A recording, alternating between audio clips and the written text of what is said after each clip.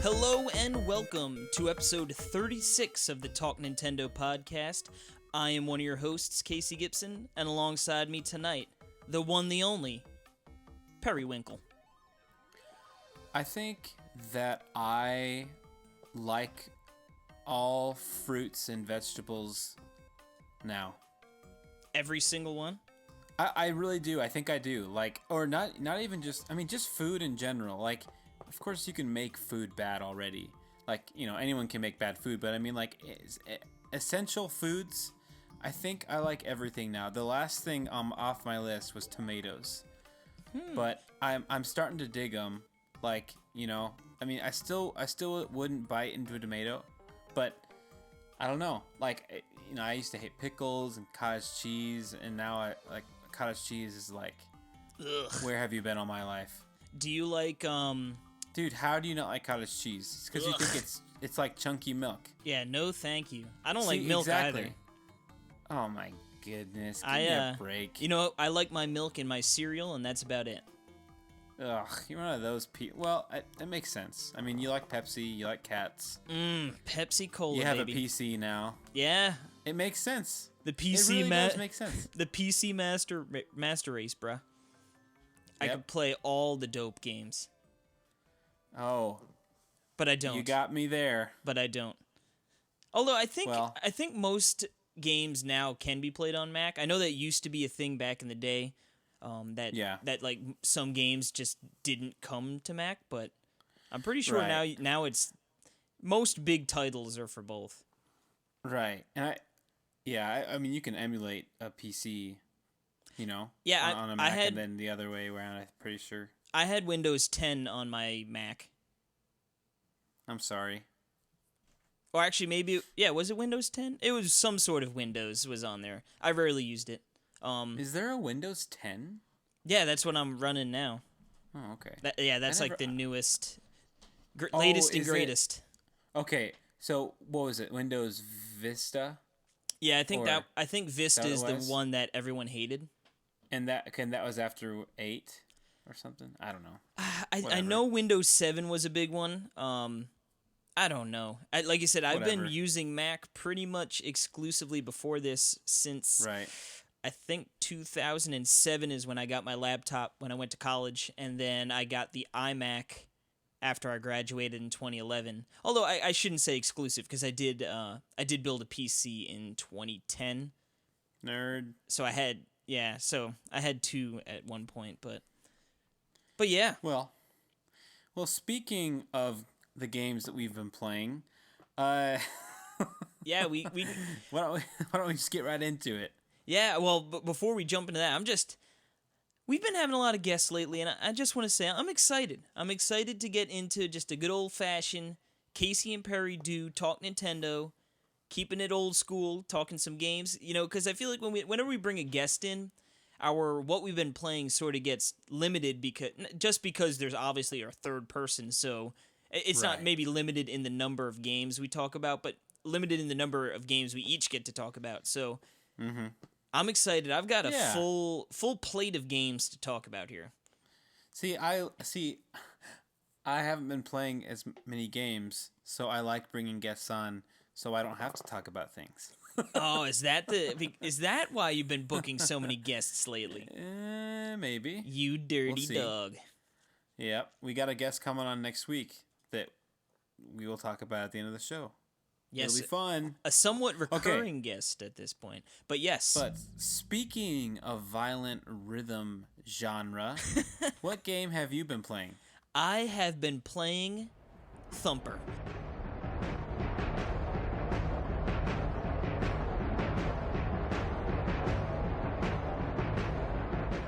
You have yet to play it, right? I know it's on your docket. I have yet to play it.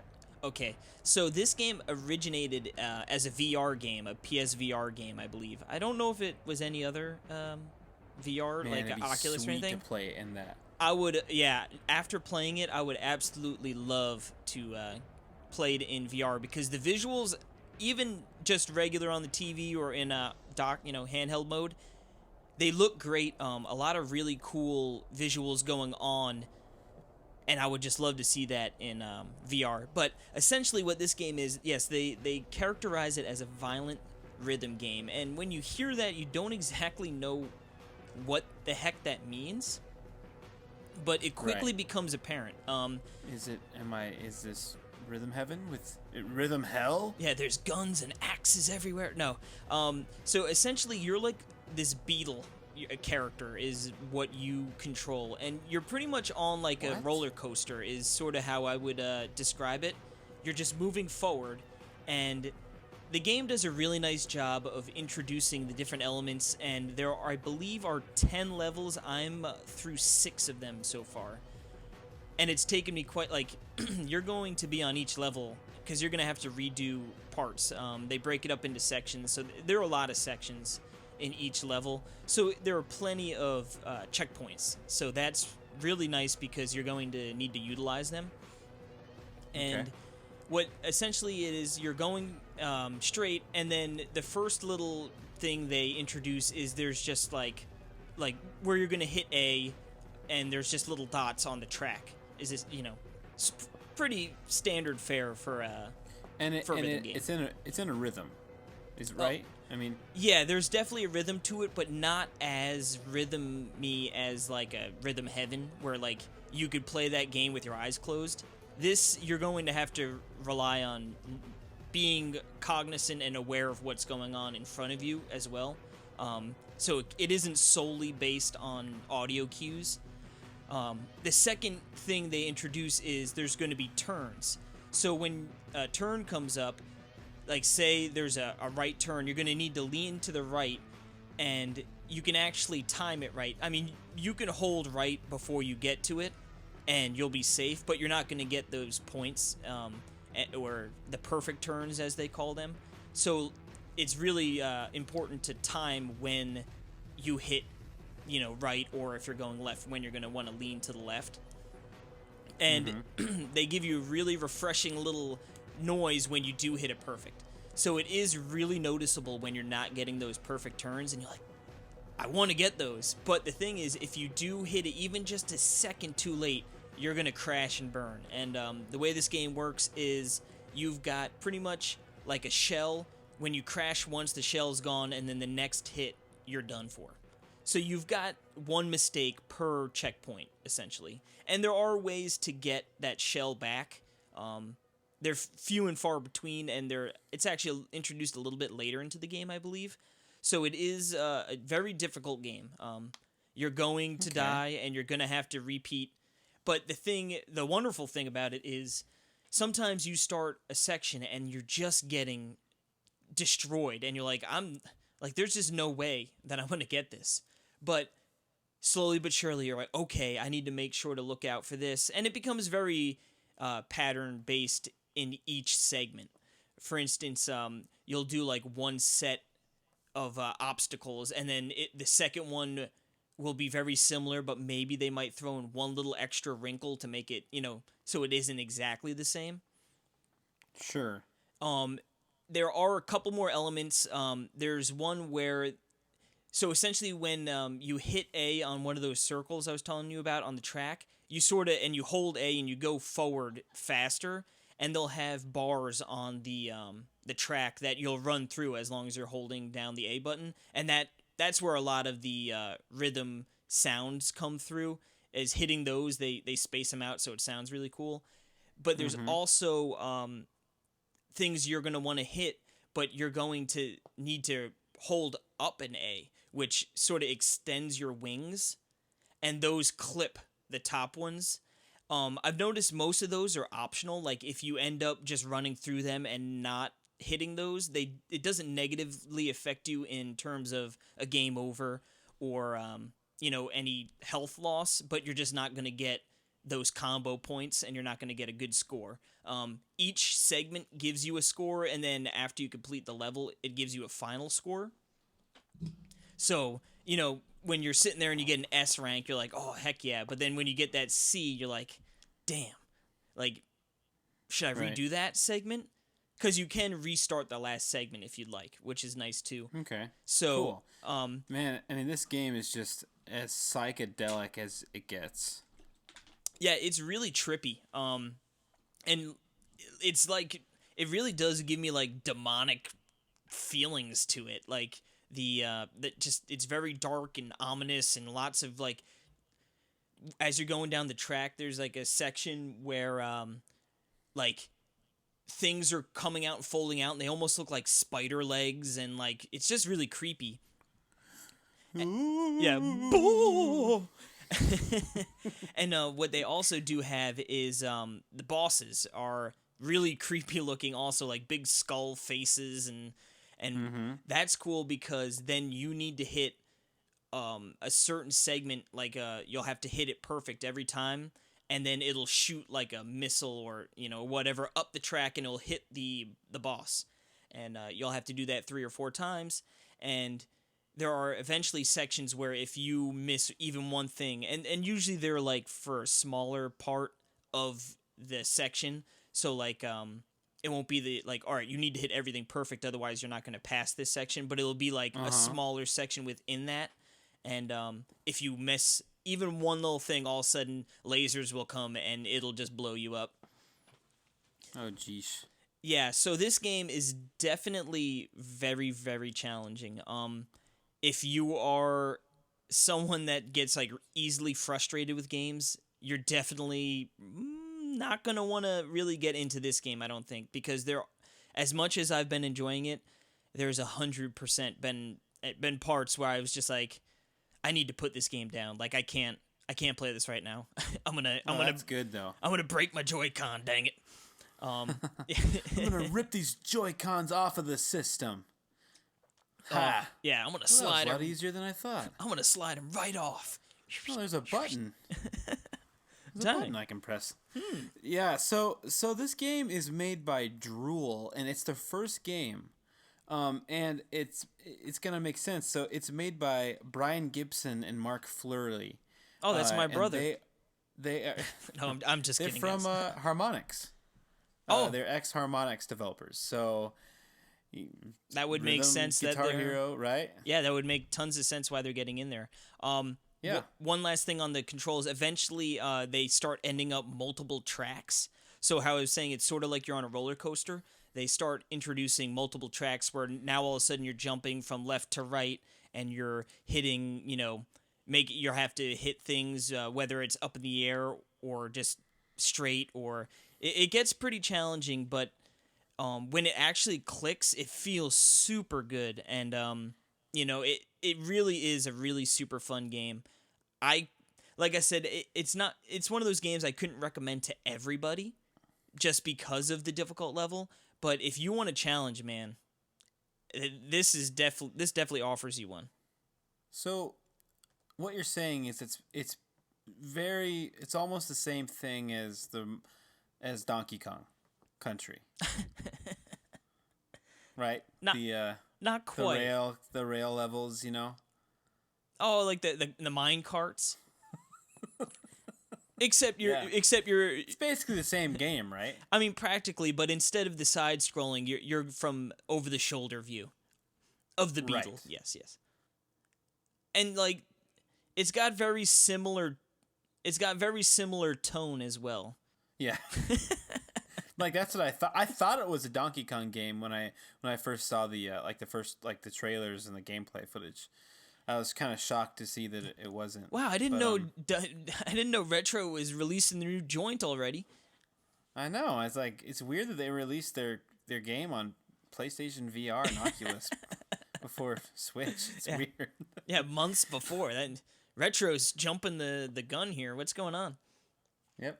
No, but this is a game I'm really intrigued to get your opinion on, just because I know. Oh yeah, man. I'm totally gonna get this game. I think it's $20, right? 15. I think it might be 20 actually. I think it's 20. I think it might be 20. It's just one of those things where I really want to get. I haven't got the seed game. Oh, Tumbleseed yet. I want to get that, and I want to get this game, and they're both just like 15 is definitely what they're worth, like totally. But right now, I'm kind of in like a money crunch because of all this money I've been spending like renovating my house, and it's just like it's so funny. I don't know what to bite on, and it's kind of like torn between the two. Well, But anyway, I just checked. Thumper is $20, and yeah. honestly, if I had to suggest one for you off either of those games, I think for you I would go Thumper. Okay. All right. I think you would enjoy both, but I can't think I wait would go Thumper. I just can't wait to like sit in front of my 55-inch TV with like the Joy-Cons like undocked and just play it at night, you know? It just looks like it would be insane. Yeah, that's definitely the way. I think I don't know if I said that on the show or if I tweeted that out, but yeah, I definitely think that's the way to play. The HD rumble feels really nice in this game, especially when you've get like really fast consecutive turns, so you'll be like left, right, and you just feel it on, bouncing between each Joy-Con, the rumble. That high definition rumble. That HD. Yeah. Man, like I said, I want to just recommend this to everyone because it really is a great game, but I think it has its audience. It doesn't have to. No, it's a niche type of idea, you know? And what's nice is, like I said, each level sort of introduces some new elements and really ramps up the difficulty. But what's nice is that you can go back and, like, for instance, I finished the 6th level and I was like, I'm not really ready to jump into the 7th one right now. But let me just go back to the first one and see how much I've improved. And it's funny to go back and just see how simple, I don't want to say simple because it's still, it's not like it's a cakewalk. Yeah. But no, I can see, yeah. But with your newfound skills that you've acquired over the last 6 levels to go back to the first one and then get that score up from, a B to an A feels really nice. Sweet. That's a good feeling. When you feel yourself getting better at something naturally, that's a really good feeling. That's like the best feeling, I think, in video games. Yeah, and Thumper does a really nice job because, like I said, as daunting as it is, once you sort of smack your head against it and it starts to click, it is really fun to go back and just, it feels like a game that, especially if you are into high score chasing, like I said, they do have a ranking system, so to get S's on these levels, man, I couldn't even imagine. You're going to have to put in some serious time. Mm-hmm. So it definitely has some legs underneath it. Sort of like this next game that you've been playing definitely has some legs underneath it, doesn't it? Some wheels underneath it. Ooh, yes, sir. Yeah. I and you have been playing a little game that came out a while ago called Mario Kart 8 Deluxe.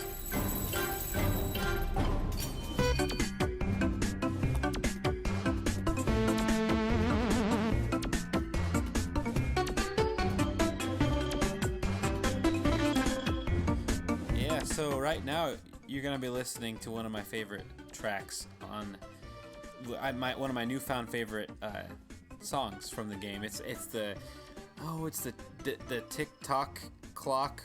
Yep. Level, whatever it's called, from the DS. Oh, it's so great. I love that. Dude, the whole soundtrack is just amazing. It's so, pretty like crazy. So jazzy. Oh yeah. Dun, dun, dun, dun, dun, dun. Yeah. That was amazing. I mean, it was no ska-pop-a-day-day, but well, I'm not Casey Gibson. One day, Perry. Yeah, so I was in such a funk with this game. When it came out, the last game I wanted to get was this game. It was just like I did not want to. Okay, back up. When Mario Kart 8 came out on Wii U, I mean, I was excited for it, but I was not excited for it. I wanted to get it. It looked really pretty, but I wasn't like. Yeah, you weren't really excited. Like you were gonna get it, but you weren't like jumping, foaming at the bit to get it. You know? Yeah, because I had just been through Mario Kart 7. You know, like not too long. I mean, it was like 3 years, but it just, or maybe 2 years. I don't know. But and then the game is just very essentially the same thing. It just has, it has the whole, going around like the whole anti-gravity thing. Mm-hmm. But I just wasn't really excited. I don't know. It's hard to explain. It came out and I played it and it was fun. I liked it. I loved the game, on Wii U, and everything. But it wasn't my favorite. I didn't like to play it online. I think just compared to other games, it doesn't have the variables that make it really crazy. It's kind of like you have your one mission to get from the beginning to the end, and you just kind of have to do the same thing over and over again and execute. And then, when you get hit by a shell, you try to, get. Yeah. I know. Right now, I am whatever you call it when you're just saying what something is, and that automatically makes it seem like it's less than it is, simplifying it into terms. But playing it now, like when I first got it, it was that even more on Switch. I was like, ugh, it's the same game, literally, Yeah. Like it's not even a new game; it's the same game. So I just, full price, and I don't know. Like I knew I was gonna get it because I knew to play online, it would be good on Switch. I love Switch. But anyway, when I got it, I didn't realize that the assist steering was on. Oh, that is so stupid that's preset to on. It is. It's so dumb. Because here's the thing. Even it wouldn't be so bad if they told you, but they don't even say anything. It's just on, And the thing about that stupid assist thing is that it's so subtle that you could play and not realize that it's on. But it's enough to make it annoying while you're playing. Like, to think that the game doesn't control well or doesn't do what you want. Yeah, you're like, what is Does that wrong? make sense? Yeah, it's like, what is going on here? Because it tries to pull you into the middle of the track, especially when you try to go for like a shortcut off the side, and all of a sudden that's when that's when I noticed that it was on. I was like, wait, hold on. Like, what? Well, and that's the thing. It's like, it wasn't even enough to make me think that, like, to think what is going on. It was just like enough to where I was frustrated that I wasn't doing good. Like, I didn't even think it was the game's fault. I mean, it was just, it's hard to explain, but anyway. I stink at this game. Yeah, like, why the heck do I stink? And, I'm thinking, is it because of the character class, the weight class, is it because of the cart I'm, using? It's probably that new deodorant you're using. Probably. Is it because I smell like Casey? But, I didn't even really, I didn't think it was automatically on. I didn't hear about this thing. I turned it off, and it turns out that was kind of one of the big things that made me not love it. And now I can say that I've been playing it like crazy all the time, and it might, and this is crazy, but it might be my favorite Mario Kart. Ooh, that's some big words right there. It's funny to say your favorite something to make that seem like other things are not as good. Oh, I know. That's like, that's not, that's like picking your favorite Zelda. It's like, yeah, they're all in the, better than 95% of the games out there, and now it's just sort of nitpicking. Yeah, exactly. And I'm just saying, it's not that I love, I've always had DS. It's been my favorite in Double Dash. Like, I just love those games for nostalgia value, but mostly just they're fun. And this game, though, so let's talk about it. I just want to talk about the changes that they made from 8. So from the Deluxe, what the Deluxe provides. Mm-hmm. Obviously, it provides the battle mode that should have been in the first one. Dude, honestly, all these changes that I'm about to talk about, it's almost like they literally did this so that they could come out with the changes on this version. Yeah. Like, they planned it like this. They already knew the Deluxe version was coming, yeah. It seems like, I mean, it's kind of weird because that whole battle thing is weird. Yeah, anyway, that they didn't have that. original battle mode was so bad. Not that I'm a huge battle mode either way. Like honestly, I played battle Right. mode that opening weekend, and I don't think I've played it since. See, I haven't played it since either. So that's what I wanted to say. That's not really a part of why I love the game.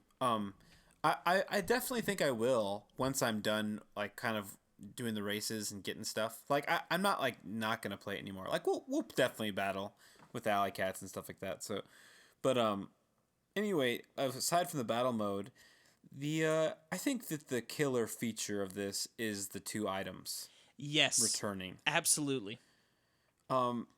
So, not that I don't want to keep, like, I mean, it'd be cool to have your input, but I mean, my idea is that the variability that I was talking about, that is the biggest thing to add strategy to your games. You know, what should I use first? Or not what should I use first, but should I use this now? You know, I have a banana and a shell. Like, I can block a shell from coming, but maybe I want to use that shell that I have, you know, to attack in front of me. Like, all of that stuff is so vital because otherwise it just makes it ultra simple, the game. That's what Mario Kart 8 was on Wii U. It was, and then, like, that aside, I mean, from the, like, when you drop off a ledge, Lakitu immediately picks you up and puts you on the track. And it's basically like getting hit, like, with, or like running into banana almost. Like, it's really not a big thing. And I'm not saying I'm against that, but then, like, with the Wii U version, it seemed like, okay, like, there is just nothing here. Like, there is a perfect way to play the game.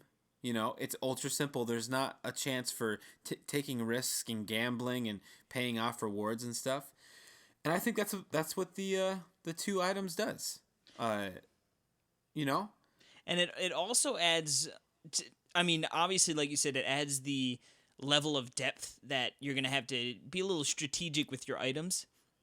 But it also adds so much more chaos because now you're thinking, I mean, not everyone's grabbing 2 items at every, like, you know, question mark area, box area. But let's say half of those people are grabbing that double box. So now all of a sudden there's 6 more items out there, and then say half of those are green or red shells. Now and 3 of them, you know, now all of a sudden it's like you have so many more projectiles and bananas and shells going out. It just makes it more chaotic, which in Mario Kart usually equates to fun, you know, and they know the chaos is what makes Mario Kart so good and so frustrating at the same time.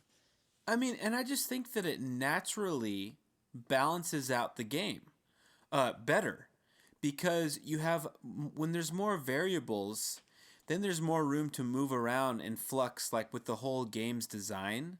And so, like, the idea of, like, coins, like, you know, when you're full and you get a stupid coin, that's the bad item because, you know, you can't hold it behind you. The best thing it can do is it give you that little micro boost while you're in first, you know, or whatever, and you have 10. Or they're good because you want to collect all 10 coins, right, to get to your maximum speed. Yeah, that's why whenever I'm in first, it's like you need to grab that double item barrel because I usually assume one's going to be a coin and then hopefully one is a shell to give me some defense. Or a banana. Yeah, or a banana. Exactly. So, exactly. And I think and then holding the boom box thing, I can't ever remember what that's called. Oh yeah, I love that item. I love the idea that it can scare off all shells, including the blue shell. I think that's so cool, but it's hard to use it, you know, because when you have it, you could get hit by lightning. And then the new feature is you could get it stolen by Boo. That's the other kind of balancing act here that's new to the game. Is the Boo item. I don't know how the Boo didn't make the original cut. That is such a good and fun item. I just don't get it. You know, it's not in Mario Kart 7, I don't think. I don't know why it was ever removed. It is great. And it was so funny. Was I playing with you? I think I was. I was playing online, and I see just a circle of mushrooms. Oh Just yeah. Where's that ride mushroom past me. patch going? What the heck is that? Yeah. Yeah. What's that demonic trio of mushrooms doing? Oh, is that a Diglett? What is this, Thumper? Yeah. So the items is really cool. The booze really cool, and then the other cool addition to this game is the pink sparks. Now, that might not be. You mean isn't it purple? Huge, whatever. Get with the times, man. I was playing with Nicholas Bray, and he thinks they're pink. So, they're Australians in their colors. Yep, they're all backwards. They know what's up. No, they're all backwards. They're upside down. Technically, they are upside down. But the pink sparks. What they are is it's if you hold that drift, if you make that sharper turn, if you can hold it long enough, you'll get the pink sparks, and that's a gigantic boost. Oh, it is so satisfying to get one of those. Very sad. It's hard, and here's the thing. Now it's really fun looking into the levels and figuring out where you can get them. Oh yeah, because there's some levels like I'm thinking donut, not donut, the sweets one. I forget what it's like when you're riding on like the cake and whatnot. Yeah, one of those turns is like tailor made for it. But but it is so nice when you can sort of sneak one in there when I don't want to say you're not supposed to, but like that you really need to be on the ball because that boost really is a game changer. So if you can sneak off an extra boost, you're gonna be sitting pretty. See, and here's the thing with this subtle. I know it's subtle, like that's a little feature, but any features that can change up the formula and your strategy in a racing game is huge. No, I agree for sure. It really adds to everything. I mean, because now you have the perfect tight Mario Kart gameplay. I mean, that on top of everything. I mean, it's the best. It's the best kart racer there is. And then adding in the cool mechanic of flying and then the anti-gravity, really is really cool. Looks gorgeous on the screen. And that's the other thing I want to talk about. The killer feature also, portable. This game, this amazing, one of the best looking games I've ever seen, is portable. And it looks amazing on that screen. Yeah, it really does look gorgeous docked. I mean, not docked, excuse me. I mean, docked as well, but handheld. Yeah. And, I was at work, and I had like 15 minutes or a half hour spare, and I Skyped you, and we played at work. And, you didn't even know I was at work. Nope. And that's actually really funny because Sandy was watching my little sister, and she didn't play then, but since that point, we played more that night, and she's been wanting. She played with us. I don't. Yeah, she joined in. Did remember? she? Oh yeah. Yeah. Derp. Yeah. So since that point, she's been playing, and she's like, this might be my favorite Mario Kart game ever.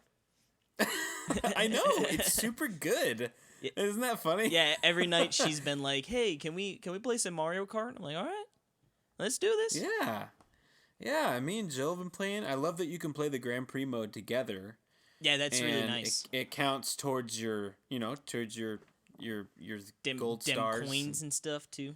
Yeah, totally. I think it does. Yeah, you get even more coins, right? I think you get double the coins, right? Or not double, but however many either of you catch. Yeah. So I got to play it at work also with Aaron. Tabletop mode, with Joy-Cons, with just Joy-Cons. How was it? It was awesome. Like it. See, the only thing I was worried about is any game that's vital using the L and the R, it on those Joy-Cons, those little tiny things that are really hard to press in compared to other things.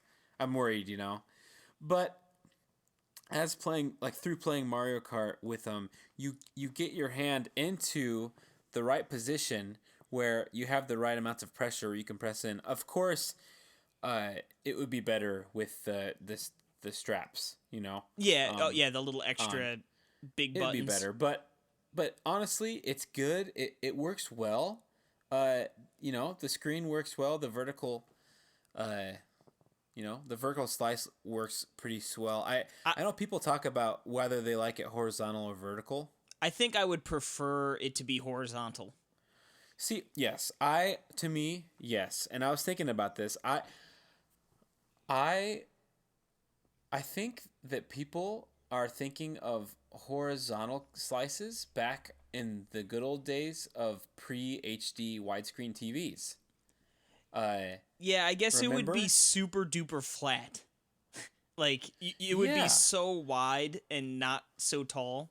Yeah, I'm thinking back on a full screen TV, the horizontal slice makes sense because it's almost a square. It's so but now now it's really wide and it's almost where the vertical slice now is almost Like a square. like the horizontal slice back then. So I get the idea. I wish you could choose. Yeah, that's what I was going to say. I think I'd still like a horizontal. I think I would, but who knows? I'm assuming they know. It's not bad.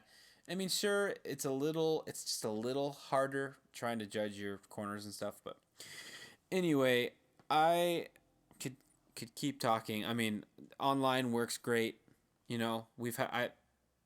It's been awesome. I've played like I said, I was playing with you on weak Wi-Fi and it was like flawless at work. So yeah, I just think it's really awesome. I've only had a handful of experiences where you lose connection, but it's usually, for a minute and then I just reload back up and it's, no problem. So right. I think for the most part it's been pretty solid. I guess the initial weekend we played it, the tournaments are a little weird. I don't know. I think I remember them maybe a patch going out or something, or maybe word of a patch going out that would sort of address those issues, but I haven't messed with it since. Yeah.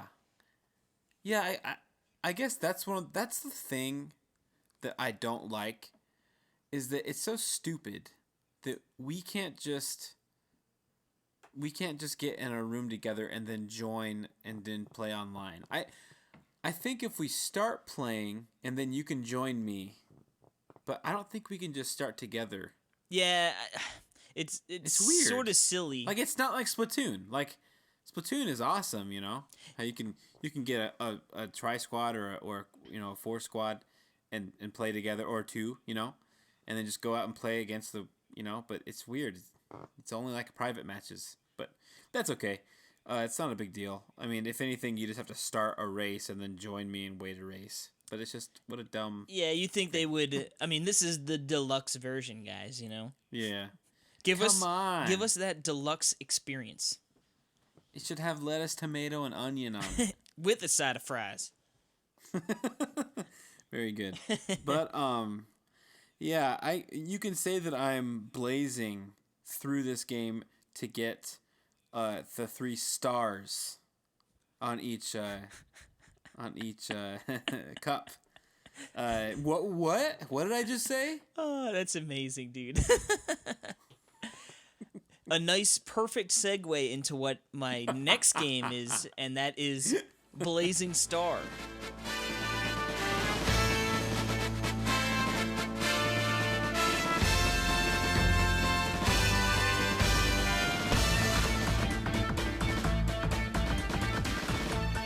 Quest of the Neo Geo games continues.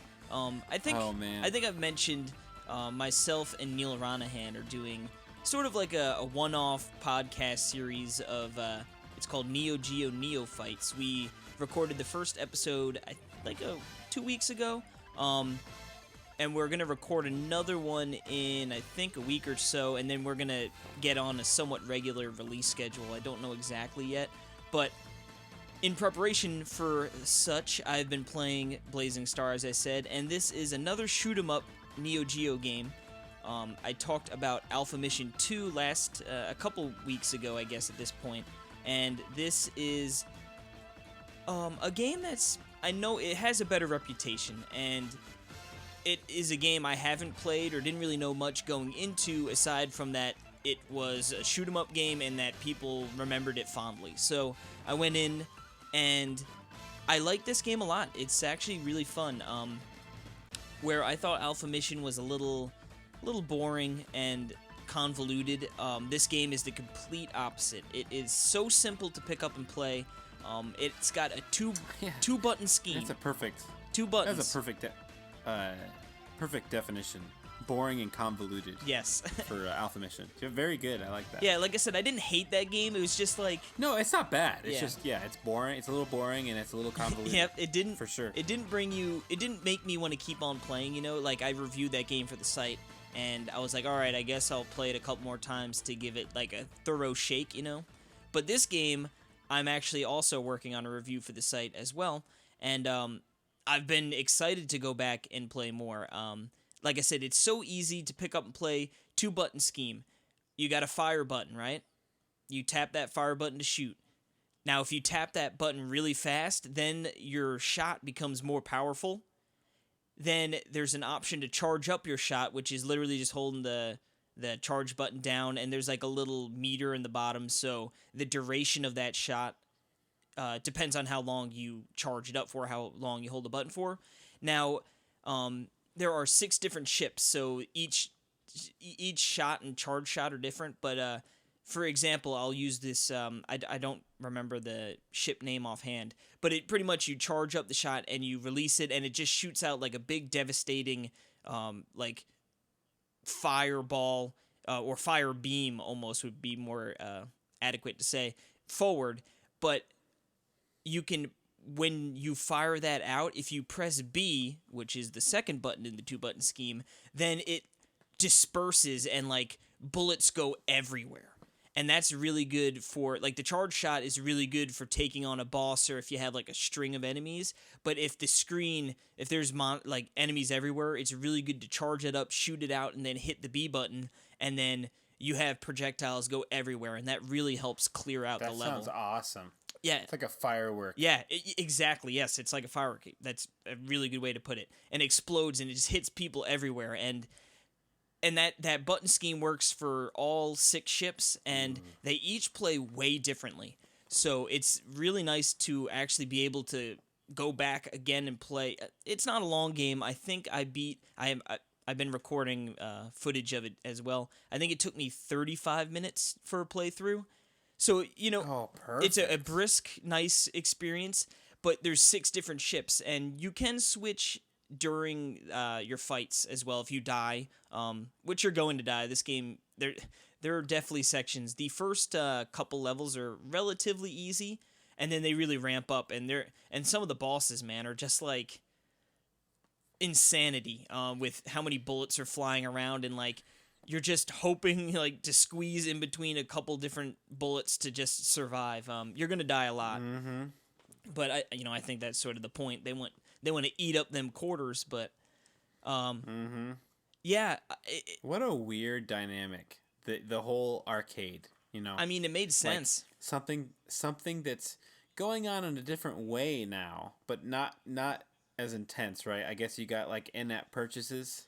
Yeah. Where, you know, if you're out of time, you have to pay now. But just designing a game, which I guess they're doing now, but designing a game, like, hard so that people will have to pay more money, you know, to play it. But making it fun enough that, so you that want they to. don't hate it. Yeah. Yeah, it's funny to think how... Just it's changed. Like you said, it was back then, it was like, it needs to be painfully hard but addicting. Then it was like on the home consoles, they were like, well, we need to tone... Well, in the beginning, they didn't tone down the difficulty, but like... No, it's like the same at the home console, because with like the whole trading, you know... Yeah, they were like, we don't want to do... Yeah, we don't want renting. them to trade it in or, rent it and beat it in a day. Yeah. But... Exactly. But yeah, it's nice. So you just hit that L bumper and you'll get another credit. No problem. You're a rich man. Free with of charge, yes. On Switch. But yeah, this game, like I said, I couldn't recommend Alpha Mission 2 to just anyone. Like I said, if you were a fan of shoot 'em ups, you could probably find some good in there. It's not a bad game. But this game... But, yeah, when you had the option. Yeah, this game I could easily recommend to anyone. If you're just even interested in shoot 'em up games, this could be an easy recommendation because, like I said, the controls are so simple, but it's still, like, it doesn't lose the depth with the simplicity, which is nice. It's got 6 ships that all control differently, which is fun. The stages, like I said, there's 7 of them. They ramp up pretty hard, and towards the end, you're going to be dying a lot. But the bosses are fun and interesting. The end boss is just insane, dude. It is so funny. I'm not going to say what it is, because if anyone wants to play, but if you're not going to play, you guys should Google up the Blazing Star final boss. It is just, like, the first time I saw it, I'm like, what? And, like, even the second, third, fourth time I saw it, I was still, laughing at how funny it was. But, Neo Geo, man, this is definitely a good game that I could easily recommend anyone check out. Fun shoot 'em up, and, yeah, I mean, not much more to say about it. It's gorgeous. It's brisk. The game mechanics are there. Yeah, and it's known as one of the best Neo Geo games out there. And it's got a bumpin' soundtrack. Oh baby. So it's Casey approved. Yes. Now, like Blazing Star, it's a pretty old game. This next game we've been playing, it might not be old, but it's based off an old game, right? It sure is. Yeah, so we've both been playing Fire Emblem Echoes. Shadows of Valentia.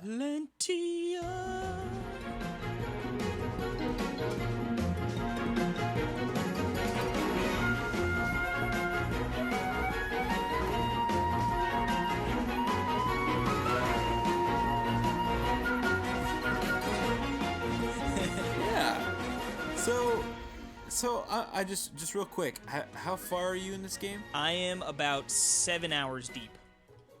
Oh, okay. I'm actually not that far behind you then. Wow, I just started playing. I mean, I've been playing a bunch, just so I can talk Give it a about good it chit chat. I think I'm at like 4 around. I'm like pretty good into the second act. Okay, see, I'm in the third act. Gotcha. So, okay. So yes, this is Fire Emblem. It's on 3DS. This is a remake of the second game. Yes, correct. I think Fire Emblem Gaiden. Okay, yeah. So they remade the first one, Shadow Dragon, for DS. So this is definitely going to be the new thing, right? The Echoes brand. I bet, going forth. I love the idea. Now, I didn't pick up, I didn't play any of the, what were the last Fire Emblem ones? Fates? Fates. Yeah, I didn't play any of those. I don't know why. I was just kind of put off by the 3 branches. I was playing the three thing, like, yeah, it's because it's like I'm the kind of person I want to completely get through everything. Like, I would want to play all the campaigns to know everything. I don't know, like, yeah, then you're looking at like a 60-hour ordeal, right? And part of it is like also the relationship sim I just don't care about. And I was playing a lot of Advance Wars at the time, just kind of Fire Emblemed out, even though I love Fire Emblem, like, I don't want to say, I hope people know I love Fire Emblem. Like, it's a, that's why it's so weird that I didn't pick up the last one. But like, Awakenings is amazing, and the Sacred Stones and the first one, love them, played them.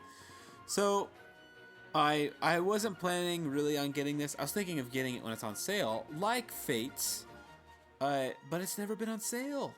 For Pete's sake, like, yeah, on a good sale, I've never seen it for $20. You would need to find one of those like Best Buys or Targets where it's like buy 2 get 1. I think that would be the only way you're gonna possibly get a good price on it.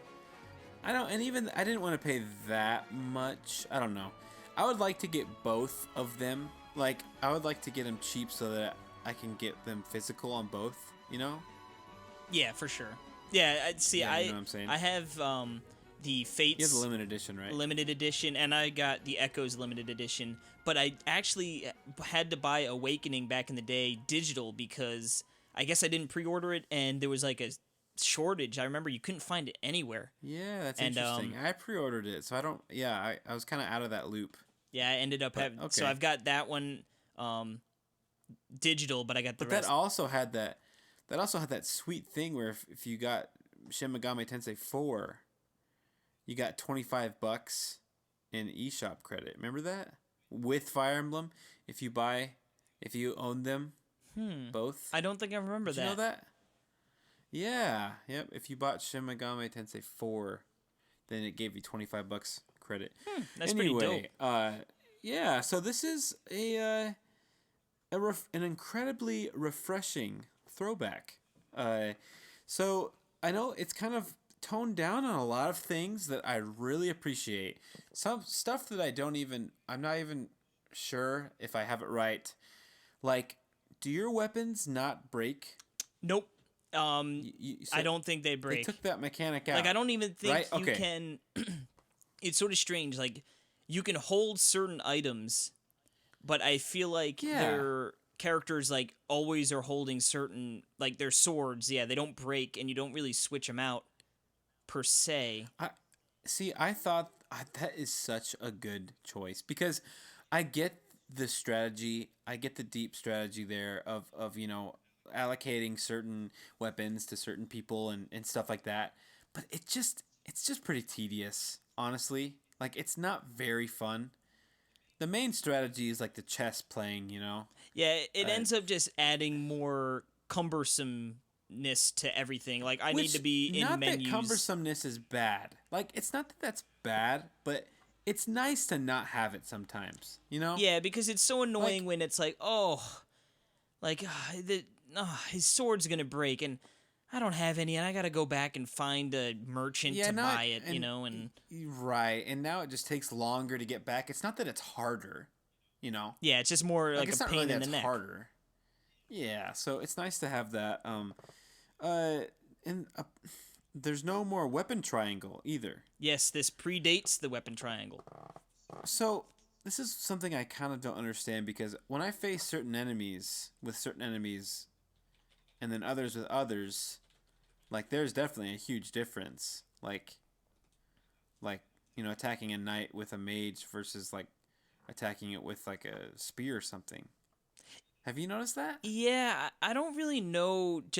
I think it's more that like certain weapons are effective against certain units, but I don't really know what it is. Yeah, I just don't think it's as defined. I just bring them up there. And see what it'll do, and then like it's kind of I haven't learned it really completely, like what goes against what. But yeah, you know what I mean. I usually it's more just sort of like, oh, let me see what this. Nope, he's only gonna do 2 damage and get 8. Never mind. And it's also weird because like the archers can attack in the melee. Yes, that takes some time range. getting used to. But they can also weird. Snipe from like 8 blocks, maybe not 8 blocks, but like 4 tiles away. It's like, oh, there's nothing better than hitting someone with an arrow from downtown to get the kill. Oh, it's like they probably didn't even see me. Well, and I love how the magic costs HP. That's such a great thing, but it almost makes it like super overpowered. Have you noticed that? Well, yeah, I think like the white mage you have, May or whatever, whatever her name is. Well, May. I mean, my goodness, like it, for instance, if someone goes to attack her, usually the mage or like the the healer is what they go for, and it's really weak, so you got to protect it. But that thing, you attack it, they attack you, and if she attacks back, she will gain HP as she attacks. So it's like they'll literally will attack you, take 5 away, you'll attack them and get get 10 back. Yeah, that's on in the same turn. Yeah, the healers have that it starts with an N, Nostra something or another. The dark magic that Nosferatu. That takes that's because whatever it is. Jenny, you have her, right? I think she's on Celica's. Yeah, Celica's healer. Yeah. Oh, she's a beast in my game, dude. I don't know if I leveled her up or if she's just a beast all the time, but like she's healing and she's dealing incredible damage. She's one of my strongest units. Oh, cool. Yeah. So, I mean, I why I didn't want to get this game was also like I felt like just listening to where Fire Emblem is going, hearing that there's no weapon triangle, hearing about the third person, basically like Fire Emblem Warriors sections, but there's not a lot of enemies, and it's kind of like Paper Mario where you have to attack them first, walking around. It's just like, what are these? Like, it didn't make sense to me in theory, listening to people talk about it. But really what it is, it's a neat way to separate battles. It's kind of like a map. It's kind of like the dungeon is a map, and you're walking around the map, and you can see things, and then you can attack them. And if you can attack them first, then all of the units, you'll go into a normal Fire Emblem game, and all of the units will have a little, like 20% of their health gone. Those fights remind me a lot of the Fire Emblem mobile game, where it's like the maps are sort of tiny, they're just a couple of enemies, and it's pretty easy to just sort of plow through. I think that and you get tons of experience. Yeah, I think that ultimately just acts as like hey, if you want to grind, you can go search out these little areas where you run around and you can find items and you can attack somewhat weak enemies and just sort of rack up some experience if you need it. And not to completely change the subject, but like with another awesome thing that they added, and this might have been in the last one, the turn wheel. I think that is new. I don't think I... Okay. Unless Have you used it? No. Not... Do you know what it... I mean, do you know what it is? Yeah, it turns back... I think you can set it back a certain amount of turns, but it has a certain amount of uses, right? Yeah, it's amazing. It's a great... It's kind of like the boombox from Mario Kart 8. Kind of a good solution to a problem, where it's not that like you're playing through the game, you've played it for 25 minutes through a map, and then one of your guys dies. And I'm playing on classic on the hard mode, where they look at you, where they die, Mr. Big Fancy. And that's just how I've always played. I don't know, whatever. But instead of having to hard restart the game and start over again, and do the same thing you just did to get to that one point, you can just turn back the time and go to where you can make a separate decision at that moment. I mean, it makes so much sense. You can't use it all the time, Yeah, and I think if your main hero gets gimped, I think it just automatically ends. Also, yeah, see, that's where it does exactly. So, yeah, if Alm dies or whatever, yeah, it will... You'll have to restart. So that's something to think about. See, but I won't lie. I'm a longtime Fire Emblem player. I have the first Fire Emblem that came out on Game Boy, and I've played every one since. But I switched over to casual mode, man. Call me a dirty casual if you guys will. You know what it is? I don't care. Because I still sort of I play with like my own set of rules in mind. So let's say I'm going through a map and I lose a unit like turn 3. Or 4, or it's early in the match, and I'm like, that was just stupid. Like, I'm gonna restart. But I sort of do it just to protect myself from, like you said, I'm not going to be, I played this map for 35 minutes and I've got to kill the final boss, and all of a sudden an enemy came out like that randomly spawned and he criticaled my one person who was off by themselves, and I got screwed. Like, I don't have enough time in the day to replay all these maps over and over again to be perfect, especially like... Well, that's why I like the turn wheel. That's kind of the solution to your problem there. Yeah. Well, I started, I guess, when did they introduce casual mode in Awakening? I think Awakening was the first one. Yep.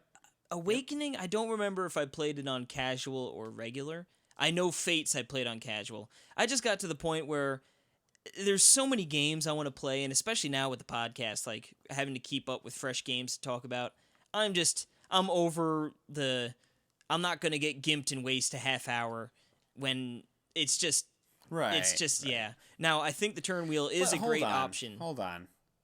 I mean, part of the cool thing, I mean, though, it instills that fear, Like, that's part of Fire Emblem, is that, oh my goodness, permadeath. I mean, it's not just a gimmick. It's a real thing that I cannot mess up. I need to make sure I don't die. You know what I mean? No, I get it.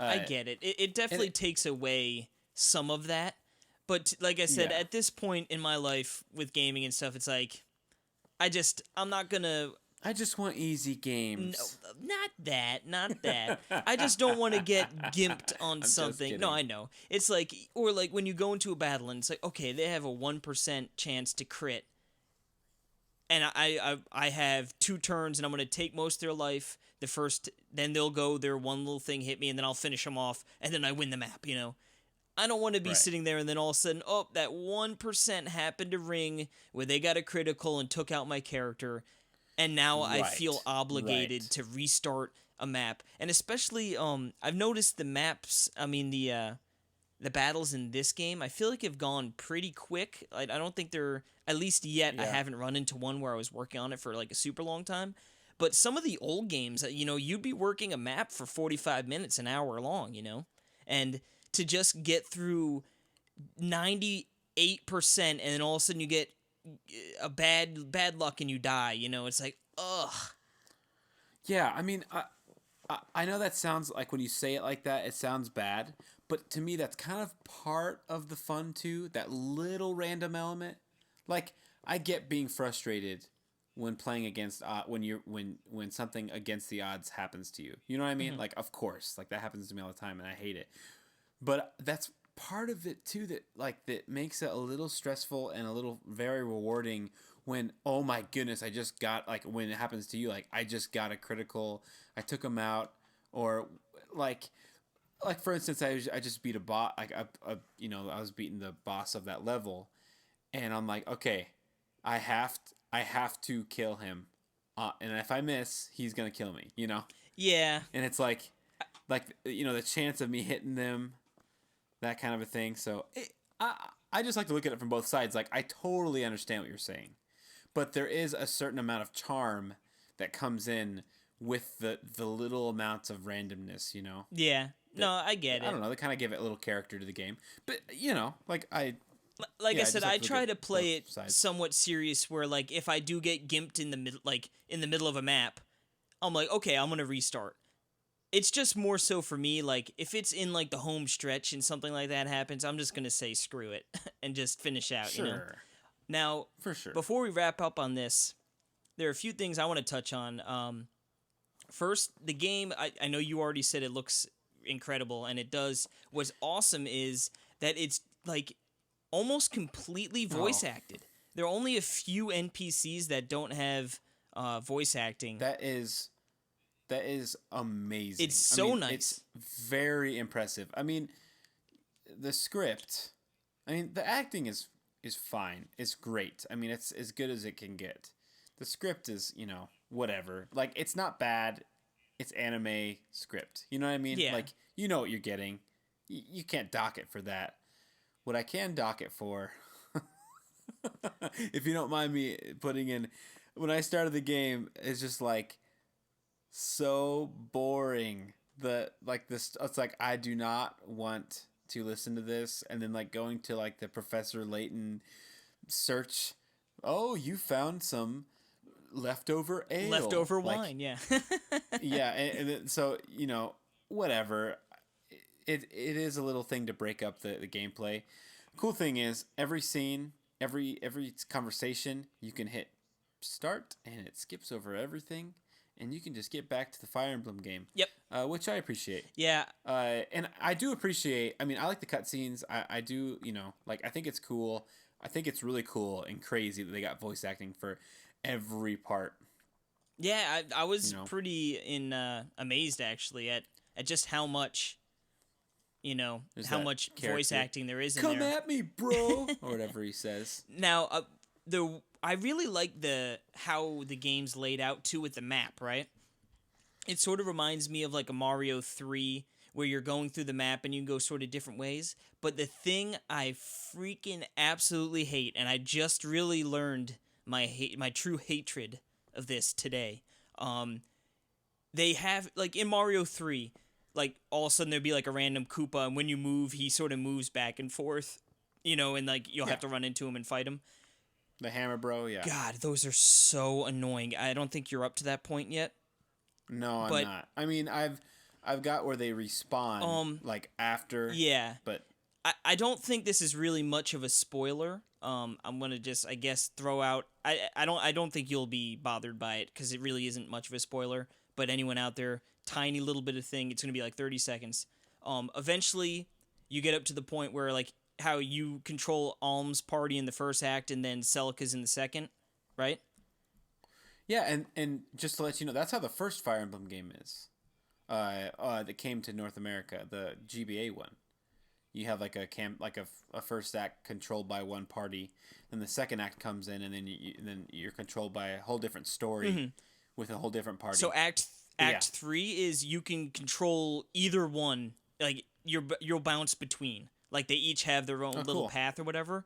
So what's cool, like I like that. I think that's and that's what I assumed would happen. Yeah, I think that's really cool. But for instance, like I was controlling Celica's and I went up and I recruited some people and they're like, yeah, we want to help you do this. And I happened to diverge into a little, like, it was like you can go right or you can go up. And I, like, someone in the town asked me to go up to this one area. So I'm like, all right, I'll go do that before I go do, like, the main thing I'm working on.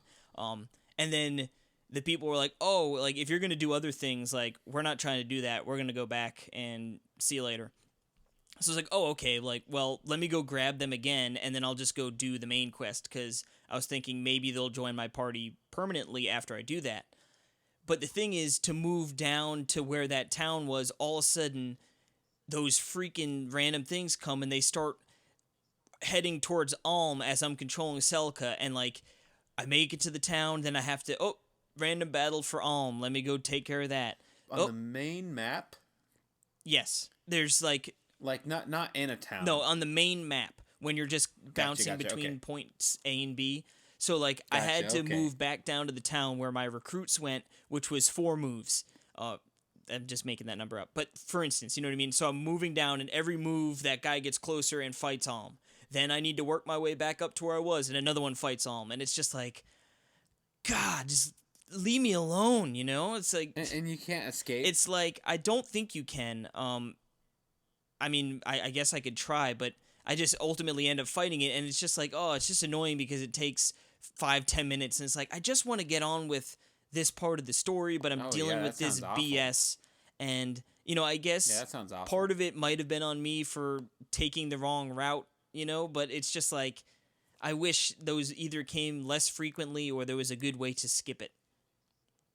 Because at first I was like, oh, this is sort of a novel, cool way, like, awesome, you know what I mean? But then it was like, oh, that's going to get annoying potentially. So that's really the only thing I really don't like so far. And I guess also the individual battles, each map really isn't that intricate. Like, it just seems like it's a lot of them are like, oh, here's like sort of a big open area with trees. Go fight. Yeah. See, I mean, it's a remake of a dang Famicom game. You know what I mean? Yeah, no, I would love to see, like, side by side. That would have been a cool feature to have, like, sort of like Famicom graphics. Wouldn't that be sort cool? of like the Monster, was it Monster Boy or Wonder Boy, where you could like press the button and jump back? Yeah. I was gonna say, are you playing this? Are you playing on a XL? No, I'm playing on system? the regs. Oh man, like that normal view of the overhead, the characters are so tiny. Oh, I know. Yeah, they're so small. And it didn't bother me. I was like, okay, they're really tiny. But I was like, man, like, they are. And, like, you know, really small. And as I was playing, I randomly hit the R button. And it zoomed in. I was like, oh, this is cool. I didn't know you could do that.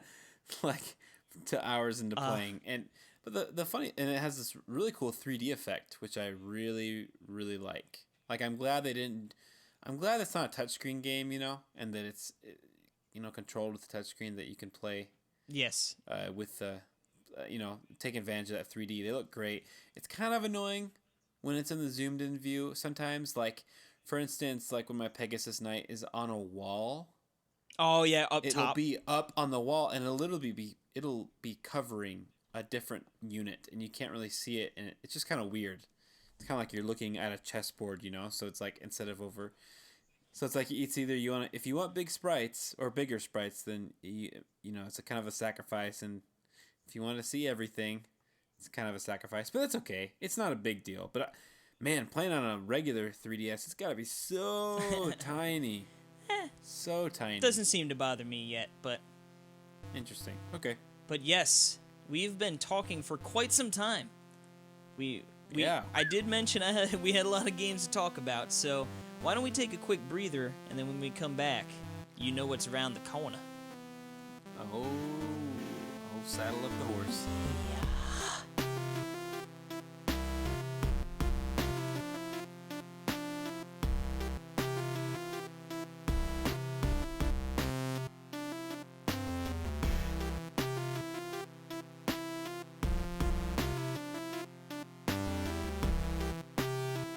Alrighty, and we are back. After yakking about games for quite some time there, we're going to get into some games coming to the eShop.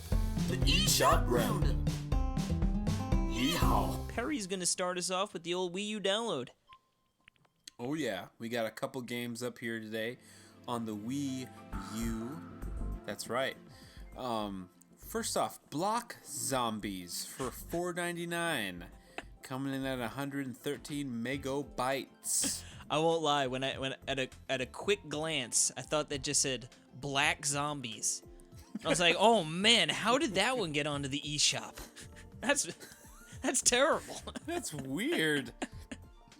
Yeah. No, Nope, but it's not. Block. It's Block, as in it looks like Minecraft. Like Yeah. they're definitely going for totally looking like Minecraft, which isn't a bad thing. Shameless. Yeah, it's kind of cool. It's a top-down zombie arcade shooter. But it's funny, like the UI, the menus and stuff looks like Minecraft. Looks like it's on top, like bird's eye view. Yeah, I mean, I know a lot of people really dig that aesthetic. So, Yeah, I mean, it makes sense because, I mean, if you have a huge crowd of, I mean, I know people of all ages play Minecraft, but I think generally it skews younger. So if you put out a game somewhat similar graphical style, and I believe yeah. there's zombies in Minecraft as well, maybe you get some crossover Casey, where, there are zombies. people might want to play that too. Yeah. Yep. But next up, have you seen this game? It looks really cool. Yeah, it's The Girl and the Robot. Not a great name. Yeah, I mean it's not bad. I mean it's kind of like one of those, a boy and his blob, and the girl and the robot. I mean, whatever. I mean, it's $9.99. It's like this third-person action adventure RPG, and it looks like decent and cool and fun and. It looks way nicer than I thought it would. I don't know. I haven't played The Last Guardian, but it sort of gave me that vibe because I believe there was like a big bird-like thing and like a little boy, and they travel together. And this game looks like the first screenshot we see is the robot, and the girl's actually sitting on his shoulder. So I wonder if maybe it has some sort of inspiration from The Last Guardian. But it looks pretty cool. Yeah, action adventure, some puzzle solving and whatnot. Yeah. I mean, it's weird. It had 3 out of 5 stars rating on the eShop. But whatever. I mean, like, there can't be a lot of ratings for that game. That's all I gotta say. Like, it's the Wii U eShop, Yeah. But it's time to switch over to the 3DS. I was going to say, yeah, not quite the Switch yet.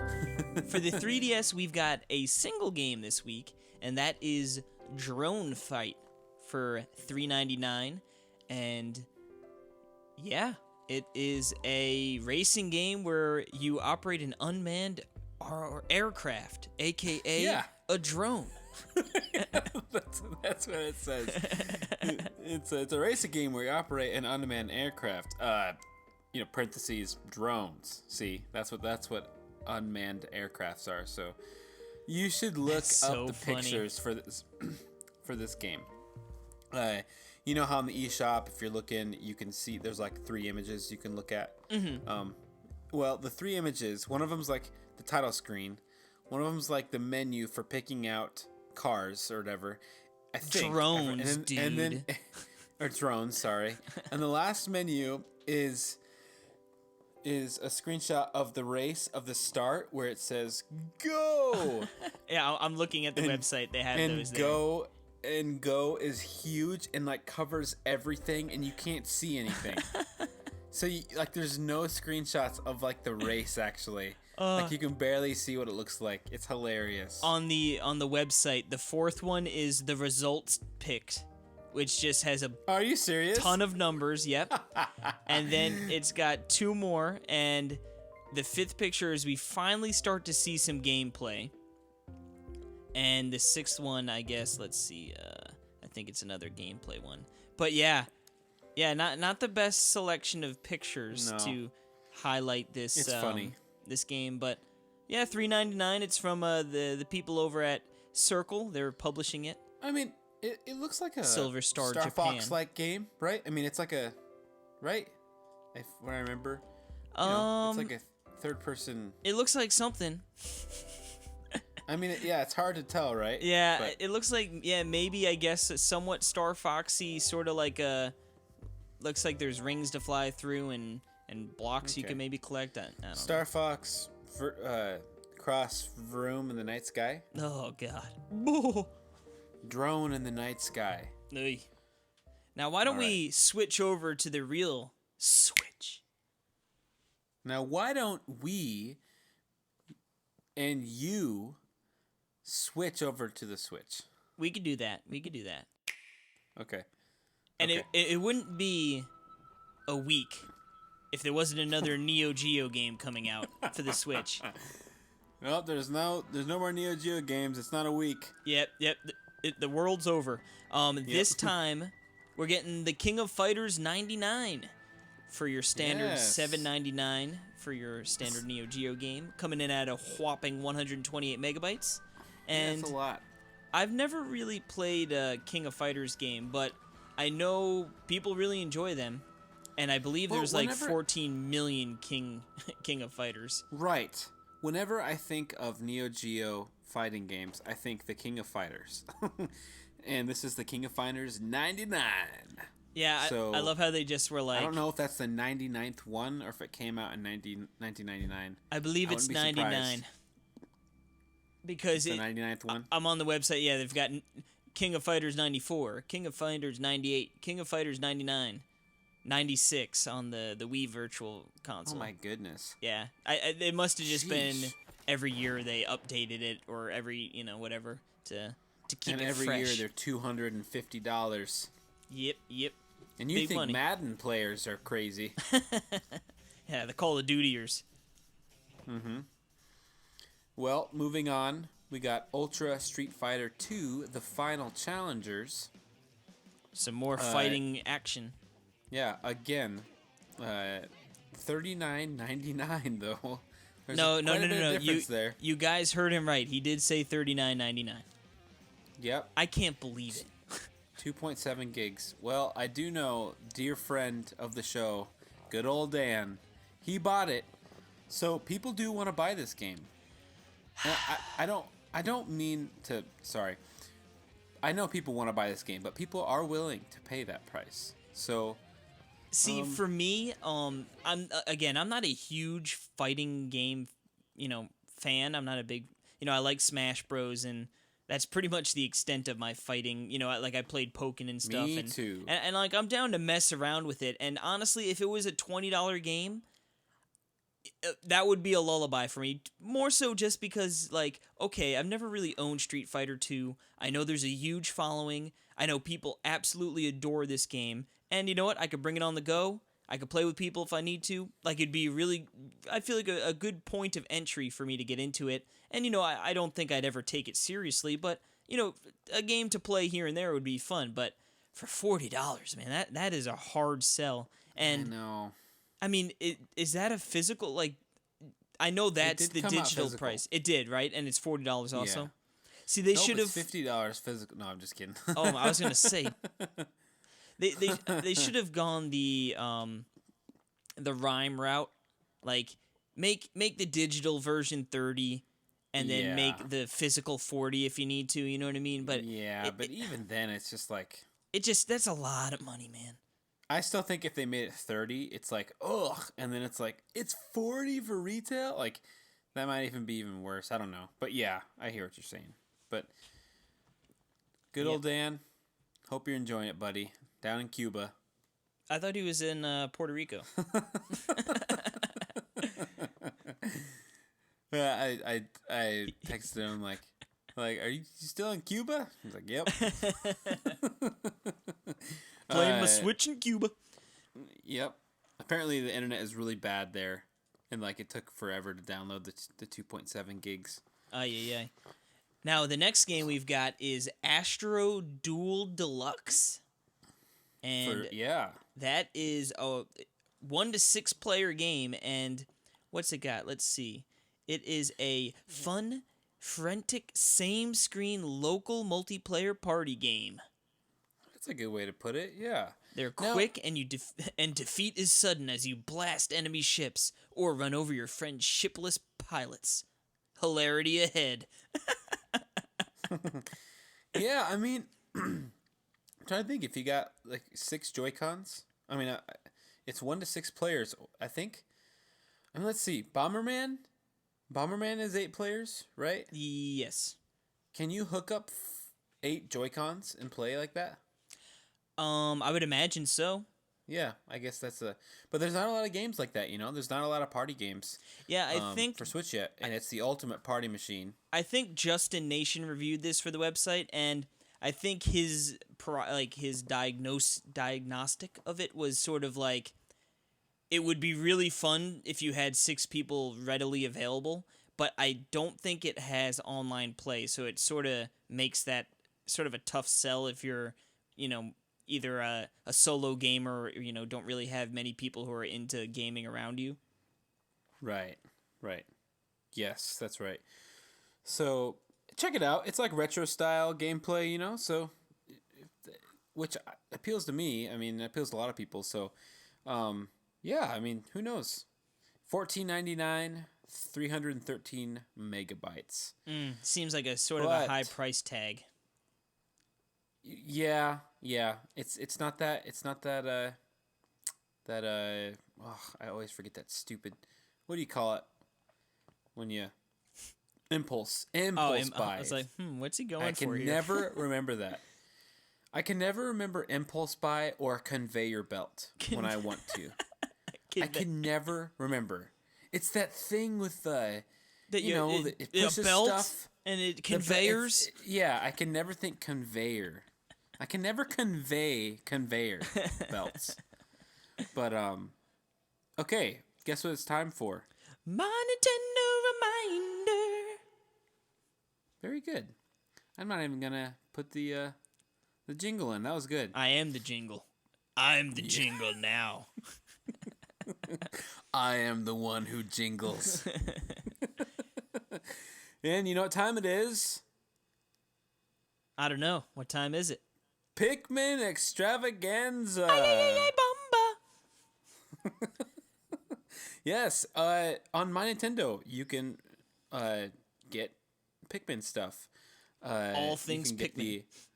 I love how they literally call it Adorable Pikmin Working Together, 3DS Nintendo theme. Parentheses, Nintendo 3DS. Yeah. Now, yeah. This isn't for the Wii U. This isn't a Wii U theme or a Switch theme. Adorable Pikmin working together, and they're taking that nice big juicy watermelon back, and they put it in the ship, and then you grab them by the head and throw them right at an enemy, and then they die when the enemy rolls over. And this was supposed to be an extravaganza, not a depressing segment. 30% discount on the original Pikmin. On the Virtual Console for Wii U. That's not bad. No, that's cool because that's something I'd actually want to pick up, but it's just Wii U. I might pick that up. Invest in the Wii U. I might pick that up for Streamy. Yes. Yeah. Now, there's also a 15% discount on Pikmin 3, which, man, come to think of it, Pikmin 3 and Pikmin cost the same on Wii U. Yeah, isn't it 20? That's weird. Isn't it a $20? Yes, Select? Nintendo Selects are the same price as Wii games. So That's weird. So is that 15% off of $20? Off of $20. Yep. That's not bad. That's not bad. If you don't own it, I mean, you should already own it. It's $3 off. So it's $17 for Pikmin 3. My goodness! But along to go with that Pikmin 3, you can get the map packs. Yes. Yeah, and I do need to get these because, yeah, you can get the stages. Man, how many DLC packs are there? Is that all the DLC? I'm pretty sure there's just the 3 packs. Yeah. Now I won't lie to you. I went on a Pikmin extravaganza the other night. I picked up the theme. You went before our My Nintendo Reminder. Yep. How dare you? You didn't need to remind me. All right. I picked up the theme and it's adorable as advertised. Are they working together? They are. I'm pretty sure I picked up the 30% discount on the original one just because I picked up all three download DLC packs because for some reason I never went back and played the DLC and I've been meaning to, and I figured also that could be a really good game to stream. Like a good excuse to get back in there and give it a go. Plus, heck yeah, my gold and platinum coins are not being used for anything else. So, exactly. And then you can also get online access to the Pikmin 3 Prima official game guide, which is kind of cool because that's actually a game that I could see, using a game guide for to see different ideas and strategies. Yeah, like it's no, cool. I think the Prima guides are cool. Like a nice option. For... No, that is a cool option, yeah. But that'll do it for the My Nintendo Reminder. It is time to relax. It's time to get a manicure. It's been a long, exhilarating episode, and it's time to relax. At the Villa Discount. Villa Discount. Yes. Welcome to Villa de Discount. Please relax and allow me to put these hot stones on your back. And whilst you enjoy those hot stones, why don't you dive back into the legacy that is Mega Man? That's right. That's right. Mega Man Legacy Collection is on sale again on 3DS. I think for the lowest price that it's been. $5.99. It's $6 for 6 Mega Man games. And challenges too, right? I think and challenges. Yeah. So super good deal. I mean, totally worth it. It really is. I mean, you cannot say that those games are not worth $1 each. Playing on the 3DS. So, and then along with that, all the Capcom titles are on sale. Pretty good deals too. Like, I think the Monster Hunter 3 is like $7. It's like $7.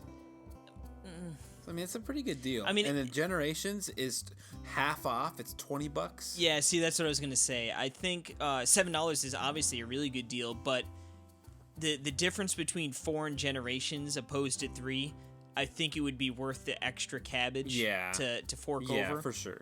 Especially if the other ones are on sale too. Right. But then, all the other, like Resident Evil, Street Fighter, Ace Attorney, all those are on sale. So check it out. We talk about those, but I figure since we talked about Mega Man Legacy, it could be part of the Villa de Discount. Anytime we can get Villa de Discount on the podcast, I'm a happy man, and it's a successful show. Well, it just really relaxes everyone, It really just keeps the mood where it should be at. Especially since we're going to have some hard-hitting news in a moment. That's right. So I hope you enjoyed your stay, and please come back again. Enjoy your complimentary mints on the way out. Okay. Villa de Discount. Villa de Discount. Okay, so you mentioned something about news. News Talk with Casey Gibson. kicking us off with the news, we have word from Nintendo of the Play Nintendo Tour, which is going to be... Oh, right. They're going to bring the Switch around and we can all play it because they're so hard to find.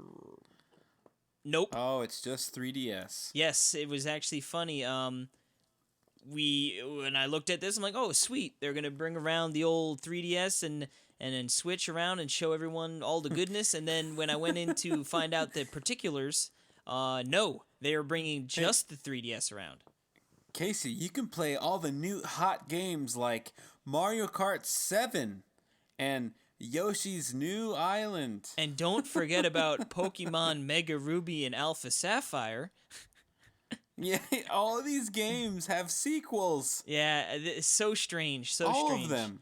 But hey, you could be one of 12 cities, and check it out. They'll be touring the 3DS here. June 17th to September 5th, day after my birthday. And yeah, strange piece of news. Like I said, when I originally saw it, I was like, oh, cool. Yokai Watch. Yeah, I think Yokai Watch 3 The came original? out in Japan, yeah. That's funny. Interesting. Very strange. Very weird, but hey, I love I've been playing 3DS. Yeah, I got a red battery today on it. Yeah, I've been playing the 3DS like a ma. And oh yeah, man. and Ever Fire Oasis Emblem's is so coming good. out soon too, and it's gonna be great. It's gonna be great. But are you doing the review for that? yes, sir. Oh man, I'm super hey, excited. why don't we just go to that news? Yeah, we could throw that in here. You wanna drop the goodness? Yeah, this is a really cool thing, and it's something it should have happened for a lot of other games. But Ever Oasis is gonna get a demo. Yes. A free demo downloading onto the old onto eShop. the old 3DS. Now, I just realized, saying free demo. Do you remember when the eShop launched on the 3DS and Mega Man, what is it called? Mega Man Legends 3? There was going to be a paid demo of Mega Man Legends 3 on the first day. Do you remember that? A paid demo. What a bad idea. Did you know that? No. And you know that whole debacle, right? Like that 100,000 people strong for Mega Man Legends 3 and how that never came out and it was canceled and it was like one of the biggest hyped games ever. And that's what kind of started the whole Capcom hates Mega Man type thing. Have you heard that? See, I think that might have been in my That was 2011. Yeah, so. that was when I was not in the weeds, But there was a paid demo. But I wanted to play it. Like I wanted to pay for the demo because it had value to me. It was like, okay, it's a new 3DS eShop. It's all these really cool, nice looking 3DS games. I want to buy stuff for this thing because there's nothing out, It had that appeal. Isn't that crazy? But then and it was planned to come out on the day. But then I remember it just didn't come out. And then people were like, where's it at? And then they just kind of kept silent, and then it just stopped. Anyway, sorry, I just remembered that, and I just thought, how weird that there was a planned paid demo, and it was like $4 or something. That's so weird. Yeah. Anyway, moving on. Moving on, yes, we've got some crazy news. Again, it wouldn't be a week without some sales figures, and we've got some more here. Sort of a recap of some other things we talked about, but the Switch sales are exceeding the Wii sales by 10% in the United States. Daniel Ahmed, an analyst for Nyko Partners, reported the Switch sales in the U.S. were faster than that of the Wii sales after the same period of time on the market, a lead of about 10%. Now, what's fascinating about this is... Yes, the Wii originally launched in November, so that 3 months, give or take. I guess it's been what? Yeah, about coming up on 3 months.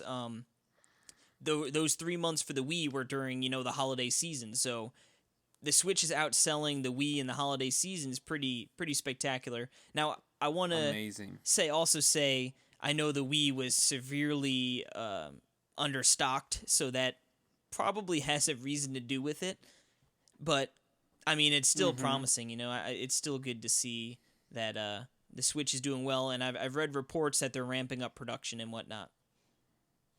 Yeah, they got 2.74 million during April, and 5.4 million software sales. More than pretty sweet. 5.4. Yeah, it's probably More, yeah. 5.4, whatever. But that's a lot of hardware selling, especially when Nintendo Yeah. really only has two big bombs out of their, from their own, catalog. And their shares are skyrocketing, and I know that it happened.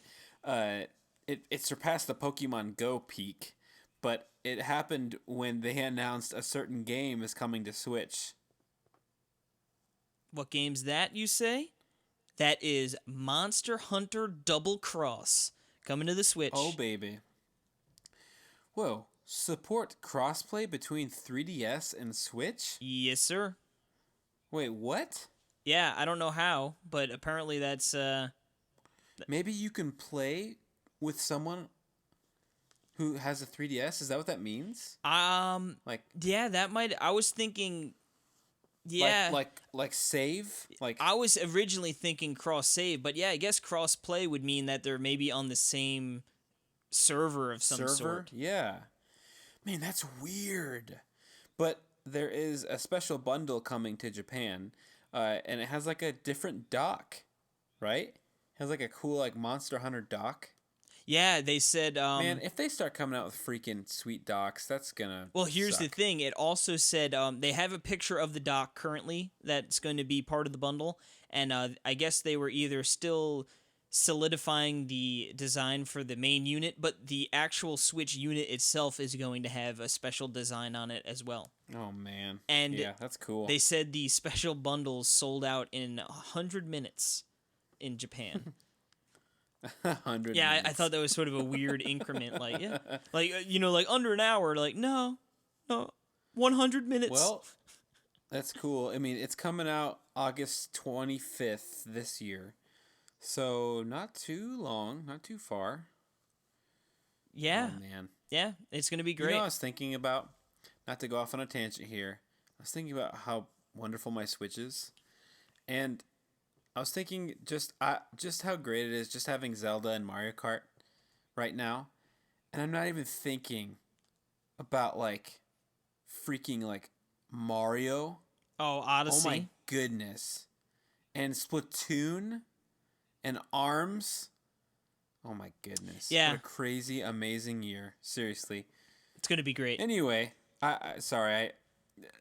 now this next bit of news, Lost Sphere, and that's Sphere, Sphear. It's announced for Switch, and I think I read that it is coming physical. Yeah, Is that up for? I thought I just read today that it actually is. They've confirmed it. Maybe not though. they might have confirmed it. When I read it, they said that that it was still maybe like a potential thing, but it would most likely be on like the Square Enix website, so it'd probably be more of like a limited run kind of situation. Yes. So this is Tokyo RPG Factory and Square Enix. Well, yeah. Teaming up now. Well, Tokyo RPG Factory is like a part Yeah, of Square they're part Enix, of- so yeah. it's not like Yeah. it's like Square Enix is the parent company, but like the Tokyo Right, RPG Factory are the people working on it, Part of which yeah. they did I Am Setsuna. I was gonna ask, did they do that? It looks like the same art style too. Yeah, I mean, it looks it really looks nice. similar, Yeah, I so. think a little less snow. I think I haven't played I Am Setsuna, but I'm pretty sure the entire like theme Too was much snow. snow. So I think this one's got a little more diversity in there. Too much sand. Yeah. Now, Cool. this news doesn't matter to either of us, but I figured we should let the good people know. Sonic Mania will be releasing in August, and it will cost $20. A great price point, I think, for a game like that. You know, I that is a don't good have price any point. interest in You it. should learn something, Street Fighter. Yeah, for real. Like $20 for Yeah. a digital game like that is a freaking great price point, and you're gonna get people to get in there. Right. Now, Yep. Now, hold on. Before we move on, I just want to say that our good friends Radio Free Nintendo had an episode title, and I think it's my favorite title that they've ever had a while ago, and it was just simply titled "Anything But Sonic." it's so funny I the just thought hate that for was funny. Sonic. People hate him. But it's just, I think it was like someone emailed in and said like, I'm gonna paraphrase, but like, I only use Sonic. What other in Smash? What other characters are good to use? And then the title of the episode is literally anyone but Sonic. I thought that was funny. Anyway, moving on to Fire Emblem Warriors. Yes. They confirmed some playable characters like Marth. Oh, I can't believe that Marth is in it. That's crazy. Yeah, can you imagine? Stop the presses. The gall that they would do such a thing. Yeah, Marth and Chrom are playable. Chrom's cool. Then they said, I guess this is the announcement of 2 new original characters, Xion and Lian? Yeah, probably Lian. Lian, probably. Now, just like how Hyrule Warriors had that, didn't it have one original character, like the girl. I forget like her name. Lana or something. There was a couple original characters. Was there? Yeah. I mean, there was like the ridiculous. The one with the huge boss. boobs. Yeah. I forget her name. Yeah, whatever. But yeah, they But anyway. they said this game's going to feature at least 14 playable characters, which would make At debut. Yep, which would make it the largest selection of playable characters in the debut. And then they were also going to include all weapon types, including magic and archery. So that should be really interesting to see. Like, I would love to play like an archer character. I think that could be a lot of fun. And the game is apparently 70% done, 70% complete, and is still slated for that fall release. So if it's 70% complete, looks like it's going to be on track. So that's exciting news. So I meant to mention this before, but I mean, do you get a glimpse? Did we get a glimpse of this game in Fire Emblem, like Shadows of Valentia? Because those you mean that 3D like dungeons? Yeah. Feel exactly like Hyrule Warriors, just without enemies. But they look, and the running and the way you fight, it's just like Hyrule Warriors. Yeah. Or the whatever. See, I didn't I originally. feel like that's the engine. I didn't originally think of that, but I could totally see that working like that. Because it's coming out for 3DS as well, remember, which is crazy to think about. Yeah, it's gonna. Cool. And I believe new exclusive, right? Yes, I think it's the only other game besides Xenoblade. So, that's cool. Are you excited for this game? Yes and no. Like, I'm probably going to pick it up and play it and enjoy it, but I doubt I'm going to, like, I'm not like falling over, can't wait for it. Having it on Switch is a huge difference. Oh, that's going to be nice because with I almost said Fire Emblem Warriors, with Hyrule Warriors, it was great to play on the Wii U because it looked so good, but it was great to play on the 3DS because that game is such a pick up and play a little bit here and there. Exactly. So I think Switch is going to be perfect because you're going to get the best of both worlds. Yep. So then there was this crazy Boy Scout magazine leak that came up. The strangest source for a leak ever. Exactly. Yeah, it said, quote, updates on, for E3, right? Was it talking about E3? Yeah. It said, quote, updates on cool Switch games like Super Mario Odyssey, Splatoon 2, Animal Crossing, and even a new Pikmin title. So it's like, what? Yeah. Oh, snap, please be real. I mean, it all makes sense, right? I mean, Yeah, I mean, Miyamoto, he's talked about a new Pikmin title back in the day, so they were probably just doing some sort of like, maybe this works. And it turned out that was the case. Game Explain, I guess, reached out to them and they sort of confirmed that it was just sort of, I guess, grasping or sort of, BS. Early E3 prediction. I just want to make sure that I don't forget. The new Pikmin game with the Joy-Cons, you'll feel when you pluck them, they're going to talk about that in the HD Rumble. In the Rumble? That would make sense. That'd be cool. Yes. That'd be cool. Now, they're going to say it. Sticking on the leak front, we've got a Super Smash Bros. Deluxe leak, apparently, on NeoGAF Pictures surfaced, and they showed some of the 3DS stages in high def, and they looked great. Loved it. They look great. Oh, yeah. And they also showed... Very well done. They also showed Smash Run in high def. Oh, dude. So... You've heard me praise Smash Run, right? Mm-hmm. That's like one of my favorite things that me and Aaron play is Smash Run on 3DS. It's so fun. It'd be amazing on Switch. It would be so fun to play. The idea of that, if this was real, it would be so cool to be able to play Smash Run local multiplayer, because the local, like the weird Smash Party game that's on Wii U is not. It's just not that good. I mean, not even close to Smash Run. Yeah. Smash Run is amazing, and I think that it's so weird when it came out because people were totally down on it. It was weird. I don't know. Yeah, why. I don't think the reception was pretty good, but it could wasn't. just have been most people don't have local multiplayer options. I think that's it. To be honest, because to have and to get good at it and to know how to learn the levels and learn how to get good stuff and learn how to fight enemies, it's so fun. So anyway, it showed, and then that cool I like the 3DS one better than the Wii U Smash. I love the stages, they're simpler, and I just like that in a Wii U game.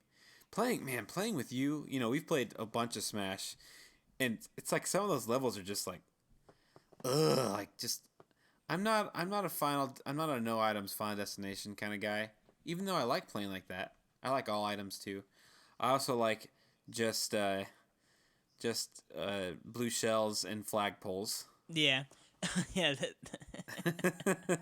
Yeah, I think on stock. I think Smash Bros. Deluxe is a real thing, and I think those pictures could be real.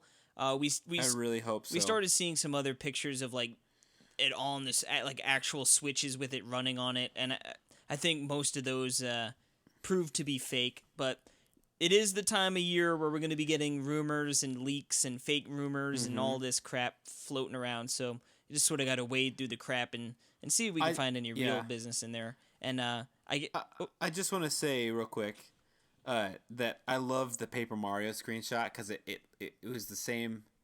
It was the same level from 3DS, but it was updated with the color splash look. Oh yeah, yep. It looks so good. So even if it's not real, really cool idea. Really well done. So Yeah, and then good for you, buddy. To wrap up the news section, I guess I don't have too much information on this, but I guess there's also rumors of Pokken Switch possibly being a thing. It has to be. Oh, of course it is. Yeah, makes so much sense. Yeah, it's funny to think that Pokken released just I think 3 months before Pokemon Go. Imagine it was the other way around. I think Pokemon or Pokken would have had I mean, it was still pretty successful, all things accounted for, but if it had come after the Pokemon Go craze, I think it could have been even better. But that's going to wrap us up for the news.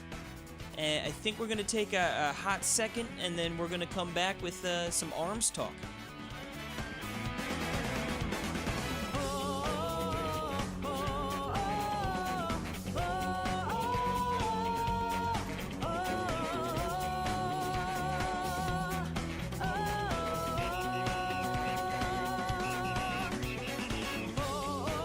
Yeah, so we're back, and we're going to talk about the ARMS Testpunch, Global which is the best thing ever. Testpunch. I just love that. The Splatoon test fire and the test punch. It's so good. You know when you're at the party and you want to check and see if the punch is spiked? Oh no, there's drugs in that punch. You take your arms and you test the punch. It's just... I feel like it was so obvious of an idea to go Global Testpunch, like in the sense that it was so stupid and like it would just go with the convention, that I'm so glad they went with it. Oh yeah, it's awesome. So, okay, so I had this downloaded when you could. It's so great you could download it early. You know what I'm saying? And then I remember I wasn't even expecting it the day. It was it a Thursday or a Friday? Yeah, it was Friday. just sort of came. Friday. Wait, and it was so funny. Yeah, it started on Friday, right? Oh the test yes, fire. yeah. And I was at work on break. I didn't even think about it, and I looked on Twitter, And I was like, oh yeah, oh my goodness, that's starting in like 2 minutes. And I just switched over to the test fire and immediately started. Man, the Switch is so awesome, you know. and I was playing. I grabbed I have a stand that holds the screen up. Have you seen those stands? Yep. Those Yeah, little those plastic the stands? little So I have cradles. that tabletop mode. Oh, perfect. So I was like leaning, big screen, using the motion controls. It was really fun. I don't know how and did you play the first one? I don't think you did, right? No, You wanted to. I missed Friday nights. Yeah. But you got to play Saturday. Yep, I got to play on. You streamed a bunch. Yeah, I let's see. There was an 8. I'm going on Eastern time. So 8 p.m. on Friday. Then there was an 8 a.m., 2 p.m., and 8 a.m. Saturday, and then Sunday was an 8 a.m. and 2 p.m. So I actually streamed on Nintendo World Report TV on YouTube. I streamed on Saturday and Sunday, the 2 p.m. slots. I actually ended up playing all 3 slots on Saturday, and then I didn't. I think I set my alarm for Sunday morning to play, and I was like, screw it, man, I am too tired. Like, I'm going to get a play at 2 anyway, so I was like, forget it. But, no, I mean, I had a great time. I mean, I've been on, as people probably already know, I've been on board for ARMS the second I saw it. I was like, I am in. Like, let's go. I mean, remember, like, we were talking about it. Its art style, its direction. I mean, I've never felt so, like, attached and so ready for it. I think Splatoon kind of prepped me for it, you know? But, it's such a cool looking game. And it's such a fun idea. Characters are hilarious. I don't know, like, did you get to play with all the characters? I didn't. Yeah, I definitely played every character at least for a little bit. See, what happened was I knew I wouldn't be able to play it for too long each time. I never got to play for like the full hour. And I wanted to at least try to figure out what the heck I was doing, you know? So it's like, I didn't want to... I switched between like a few of them, but I didn't understand exactly the full concept of everything yet. And I was playing with different styles too, which didn't help either. So I kind of just... Like, I played a little with the Ninjara guy, and then I tried Helix once, and I was just awful with him. And then I just went to Springman, and I was just totally doing really well with him. So I kept with him to try to learn the game. And I knew there was one match where I just the whole game kind of clicked to me, and it was like, oh. I was like, yes, like, this feels good. This is a really cool game. I kind of getting the controls down, the charged punches, the jumping, and the, you know, and it's quite a fun game. Yeah, I'm really not that good at fighting games. So, well, it's in the same idea as Smash, right? I think there's more. I don't want to say it's more depth to. I don't want to say that Smash doesn't have depth, because it totally does. Especially. Well, sure, there's more. No, there's more depth. It's depending on how you play it, but to me, like, this seems like it could be like, I'm really excited to see how this game evolves, because I mean, obviously at this point, you know, I'm playing it. And I mean, at this point, anyone outside of who has a review copy, the most you could have played it is like for 6 hours. So no one's gonna be amazing yet. I've actually seen posts on Reddit sort of already giving out like, oh, like, here are some general tips and guides and things you can do. But I'm excited to see where this game can go when you get 2 really good players playing together, or like, especially when you start getting 2v2s of like people who are really good together. I think it's going to be exciting. Yeah. I think it's got a lot of depth to it, and I think it's going to be, like I said, it's going to be fun to see how it sort of fleshes out the metagame, if you will. Did you have any disconnects when you were playing, or like? I don't think I did. It was so smooth, and how the party system works, I think is brilliant.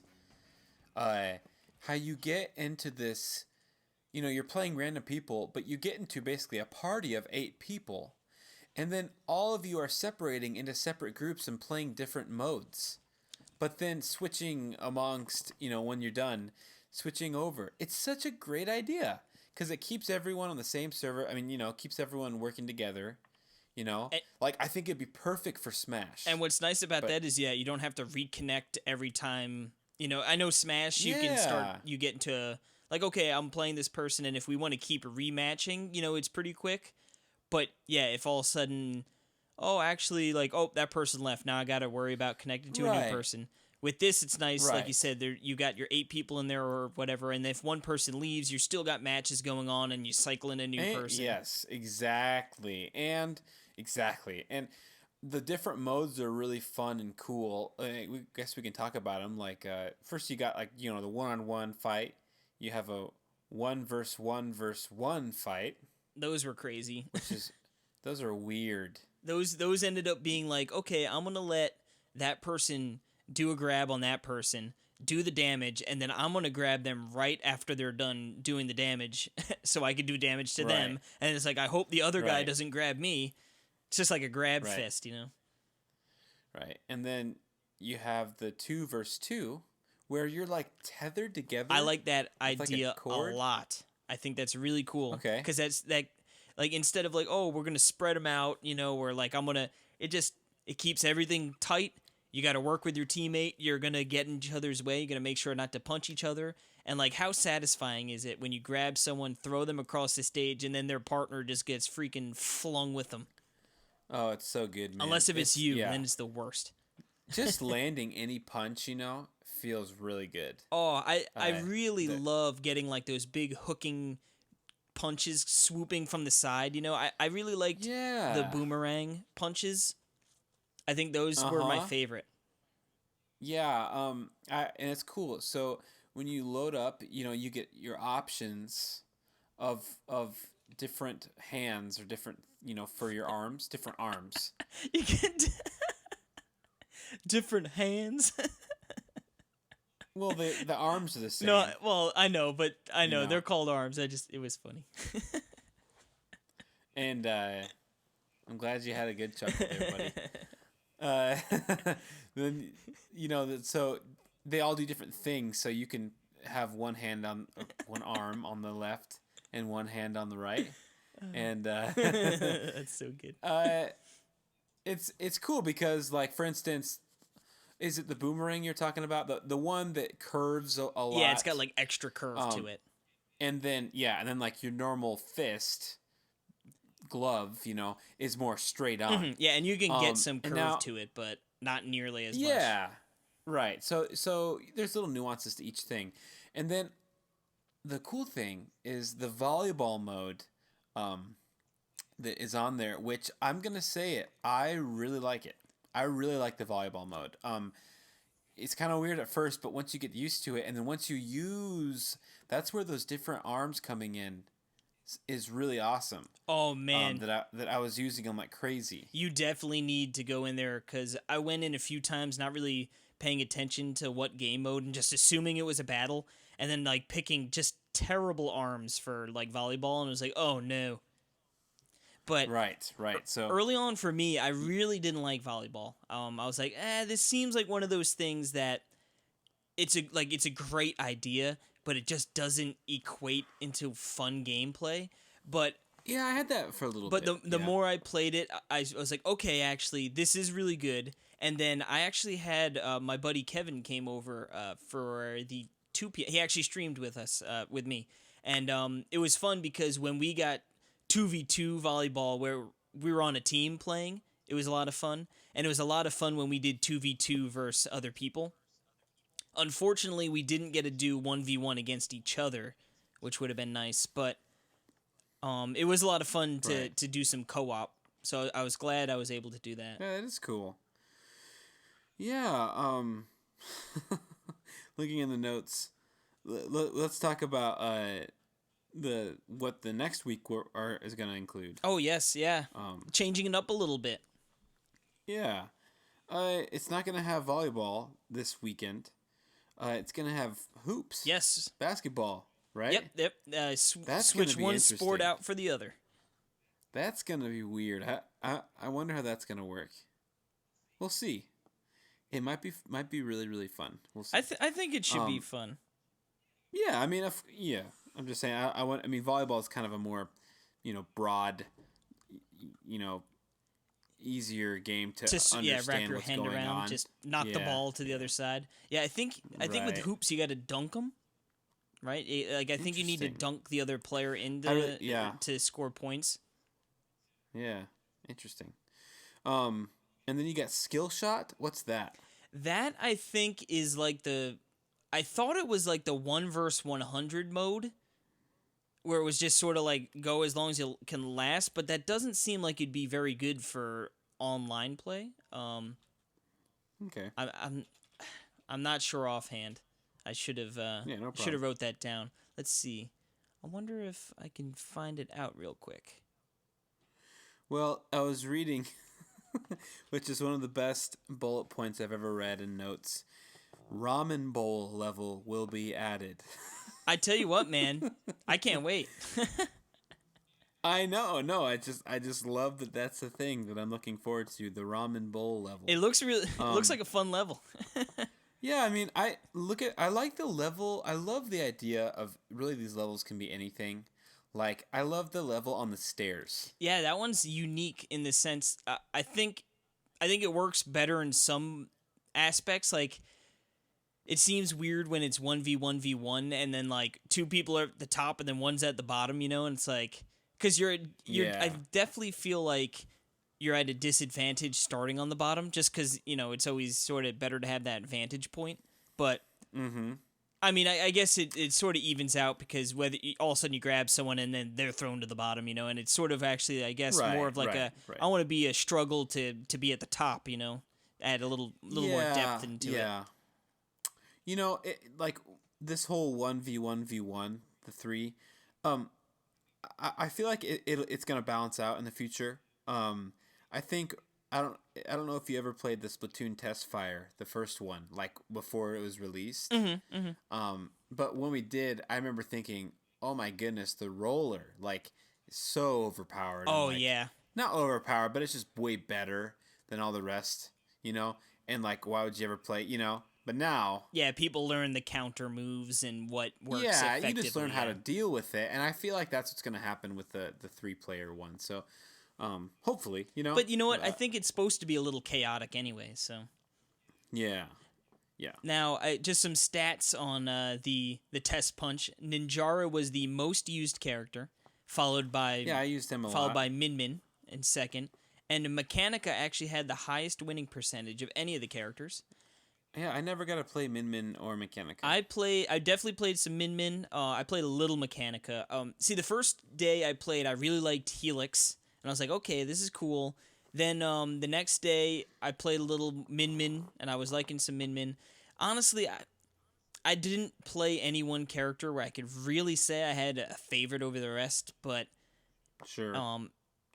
yeah, I know I put a bullet point like, oh, what was your favorite character? I do love the characters. Oh, I mean, all of they them. all have Like, such I just love personality.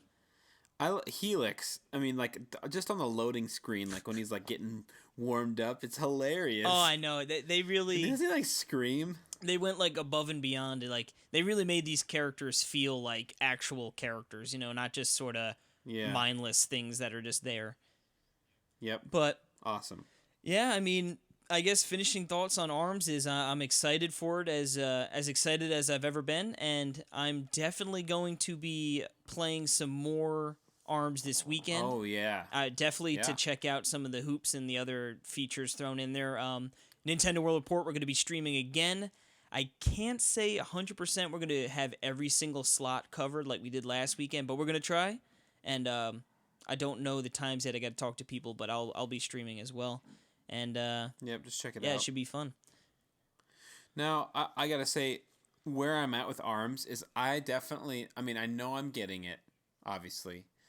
I still don't know if it's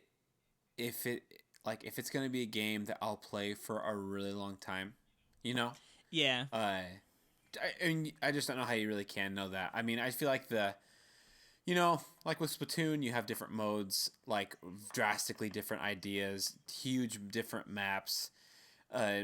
You know, like there's just more different things you can do. I think it's going to be something like even where Smash with us, you know, we don't play it all the time, but it is definitely in the rotation for when we have people to play with. Like, Yeah. let's bust Yep, out and play yep. some ARMS, you know? I can see it being something I like love that. the concept. I love the idea. Very cool. Yep. Now, I believe before we get to the end of the show, you have a little Craigslist find for us, don't you? Craiglist Roundup. That's right. So, I picked up a pretty sweet little deal last week, or this last week. It was the NES style 3DS XL. Not the new, just the original. Which I never really liked the look of it because I thought it was weird that it has the controller on the top.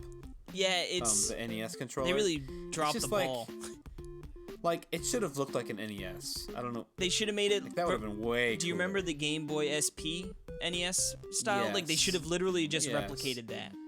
Or it was the Famicom style, right? No, I think there's like an NES one as well. Oh, yeah, I think there is too, yeah. Anyway, the cool thing, though, is the buttons on the inside are black and red, just like the See, that's cool. other. But it's just... It is. they just... Why? Because I know, Because exactly. I almost Exactly. bought that when back in the day, like when it first came out. I was like, man, I think I might Yeah. buy it, but Yeah, I didn't. yeah. Yep. And so it came with the official charger, which is nice.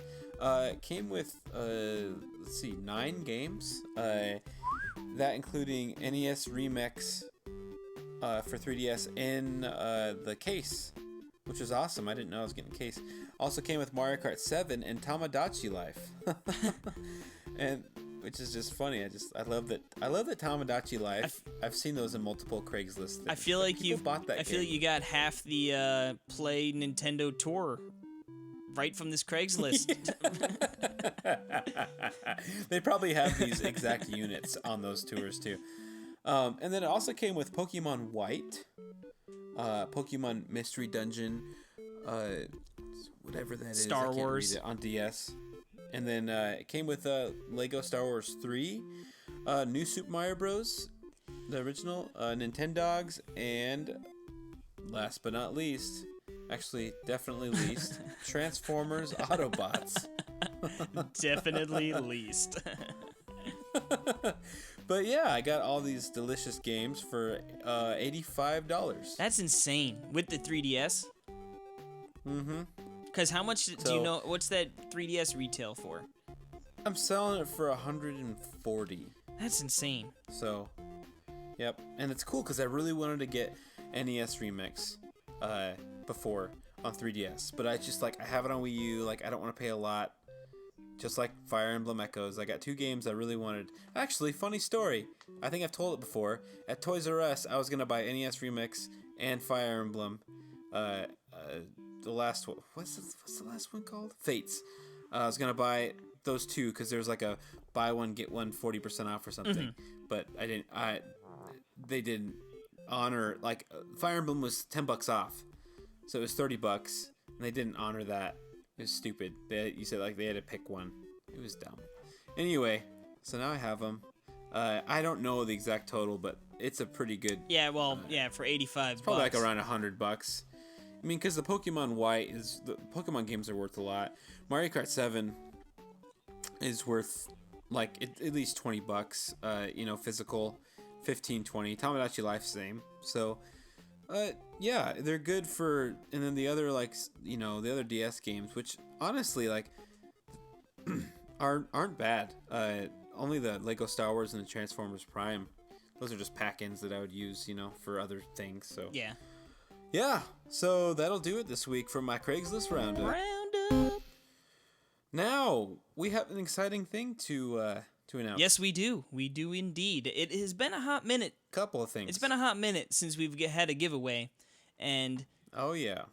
E3 is right around the corner. Next week is our E3 predictions episode, and we will be accompanied by Alex Osborne, as we hinted at earlier, a recurring guest, friend of the show. We'll be super happy to have him on with us.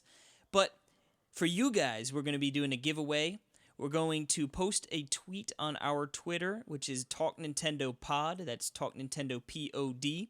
And what you're going to need to do is you're going to need to like, you're going to need to retweet, and you're going to need to follow that bad boy. And by that bad Well, boy, you're gonna want to. you're going to follow us, our Twitter, yes. As a reminder, if you follow us on Twitter, you're automatically entered for every giveaway that we have. Then by liking and retweeting that tweet, you get 2 more entries into the drawing.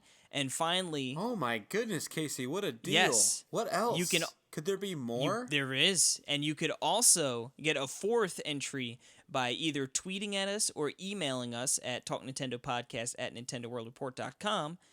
And we want to hear what game you're most excited about, or give us your best prediction for E3 for Nintendo. And you could win a $20 eShop gift card. And That's right. we're going to be giving that And- away, where the poll, or not the poll, the tweet's going to go up the same day this episode goes out. So that's going to be Thursday, and we're going to pick a winner that Tuesday we record. So a week from the recording. So it'll be a little less than a week long, the contest. So we want you to get your likes and your retweets and follow us. Give us all your predictions, because we're going to be reading them off on the air. We want to get everyone involved, so we're going to give our predictions. We're going to read off some fun predictions and games we're excited about, or you're excited about, on the show as well. So it's going to be exciting, and I believe we're going to have another real big giveaway in a couple weeks, but we'll keep that one in the dark. But I think we've got a special little thing Perry's got going on with this giveaway as well. Yeah, here's the thing.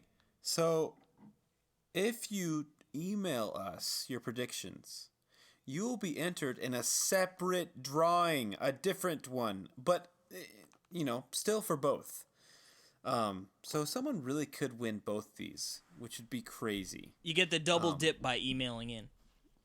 Yes. So I'm going to let you choose. I'll have like a little bag of goodies of my Craiglist Roundup stuff that I've picked up on Craiglist, that you can choose from, and I'll send it to you. And you get a little fun something from the old Talk Nintendo podcast. And I'm just gonna jump out ahead, and I'm gonna say, guys, I will not let Perry send you Transformers DS. I promise you, it will not be Transformers. No. They get a pick. I'll have when they win, I'll send them a thing with a bunch of choices they can pick. Oh, from. okay. Perfect.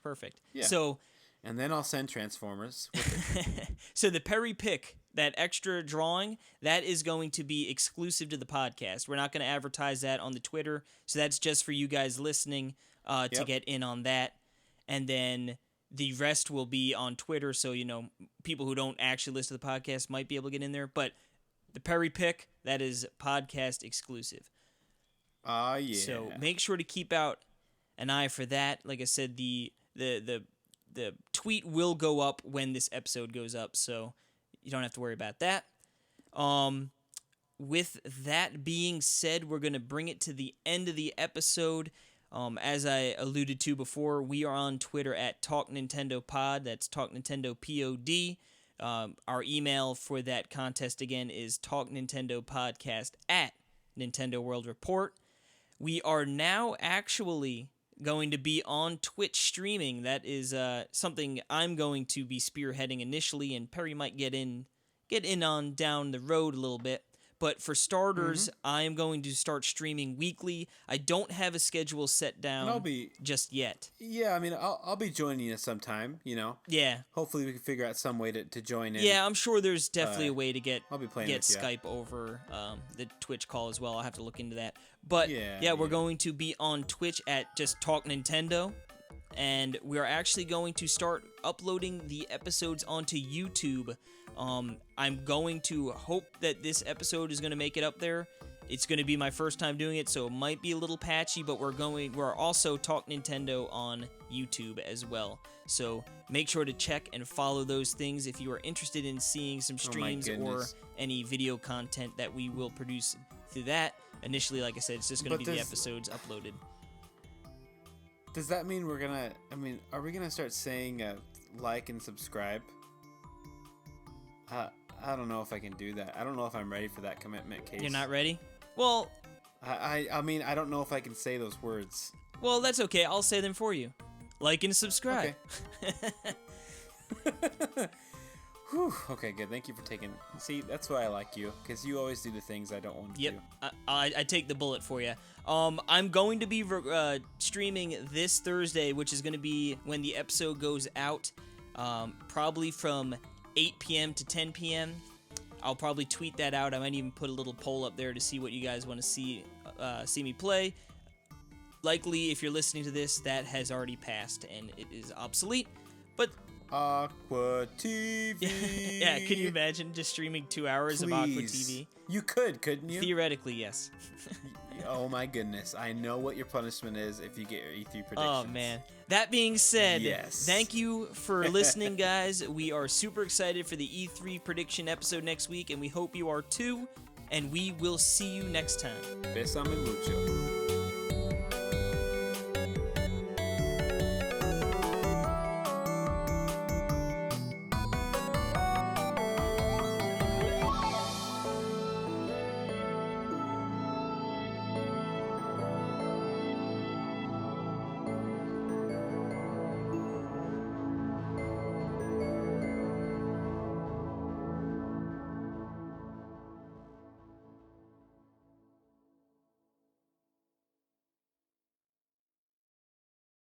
Dun, dun, dun, dun, dun, dun.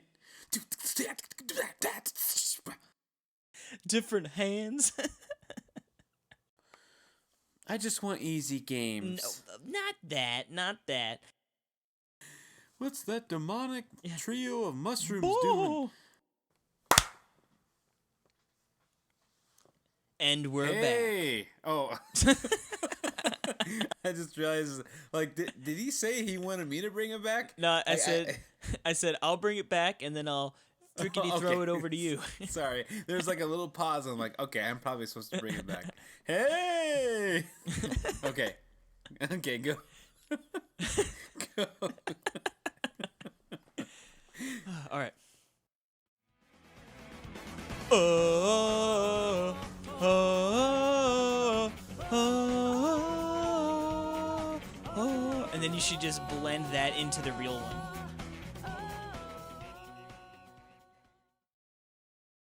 Playing my Switch in Cuba.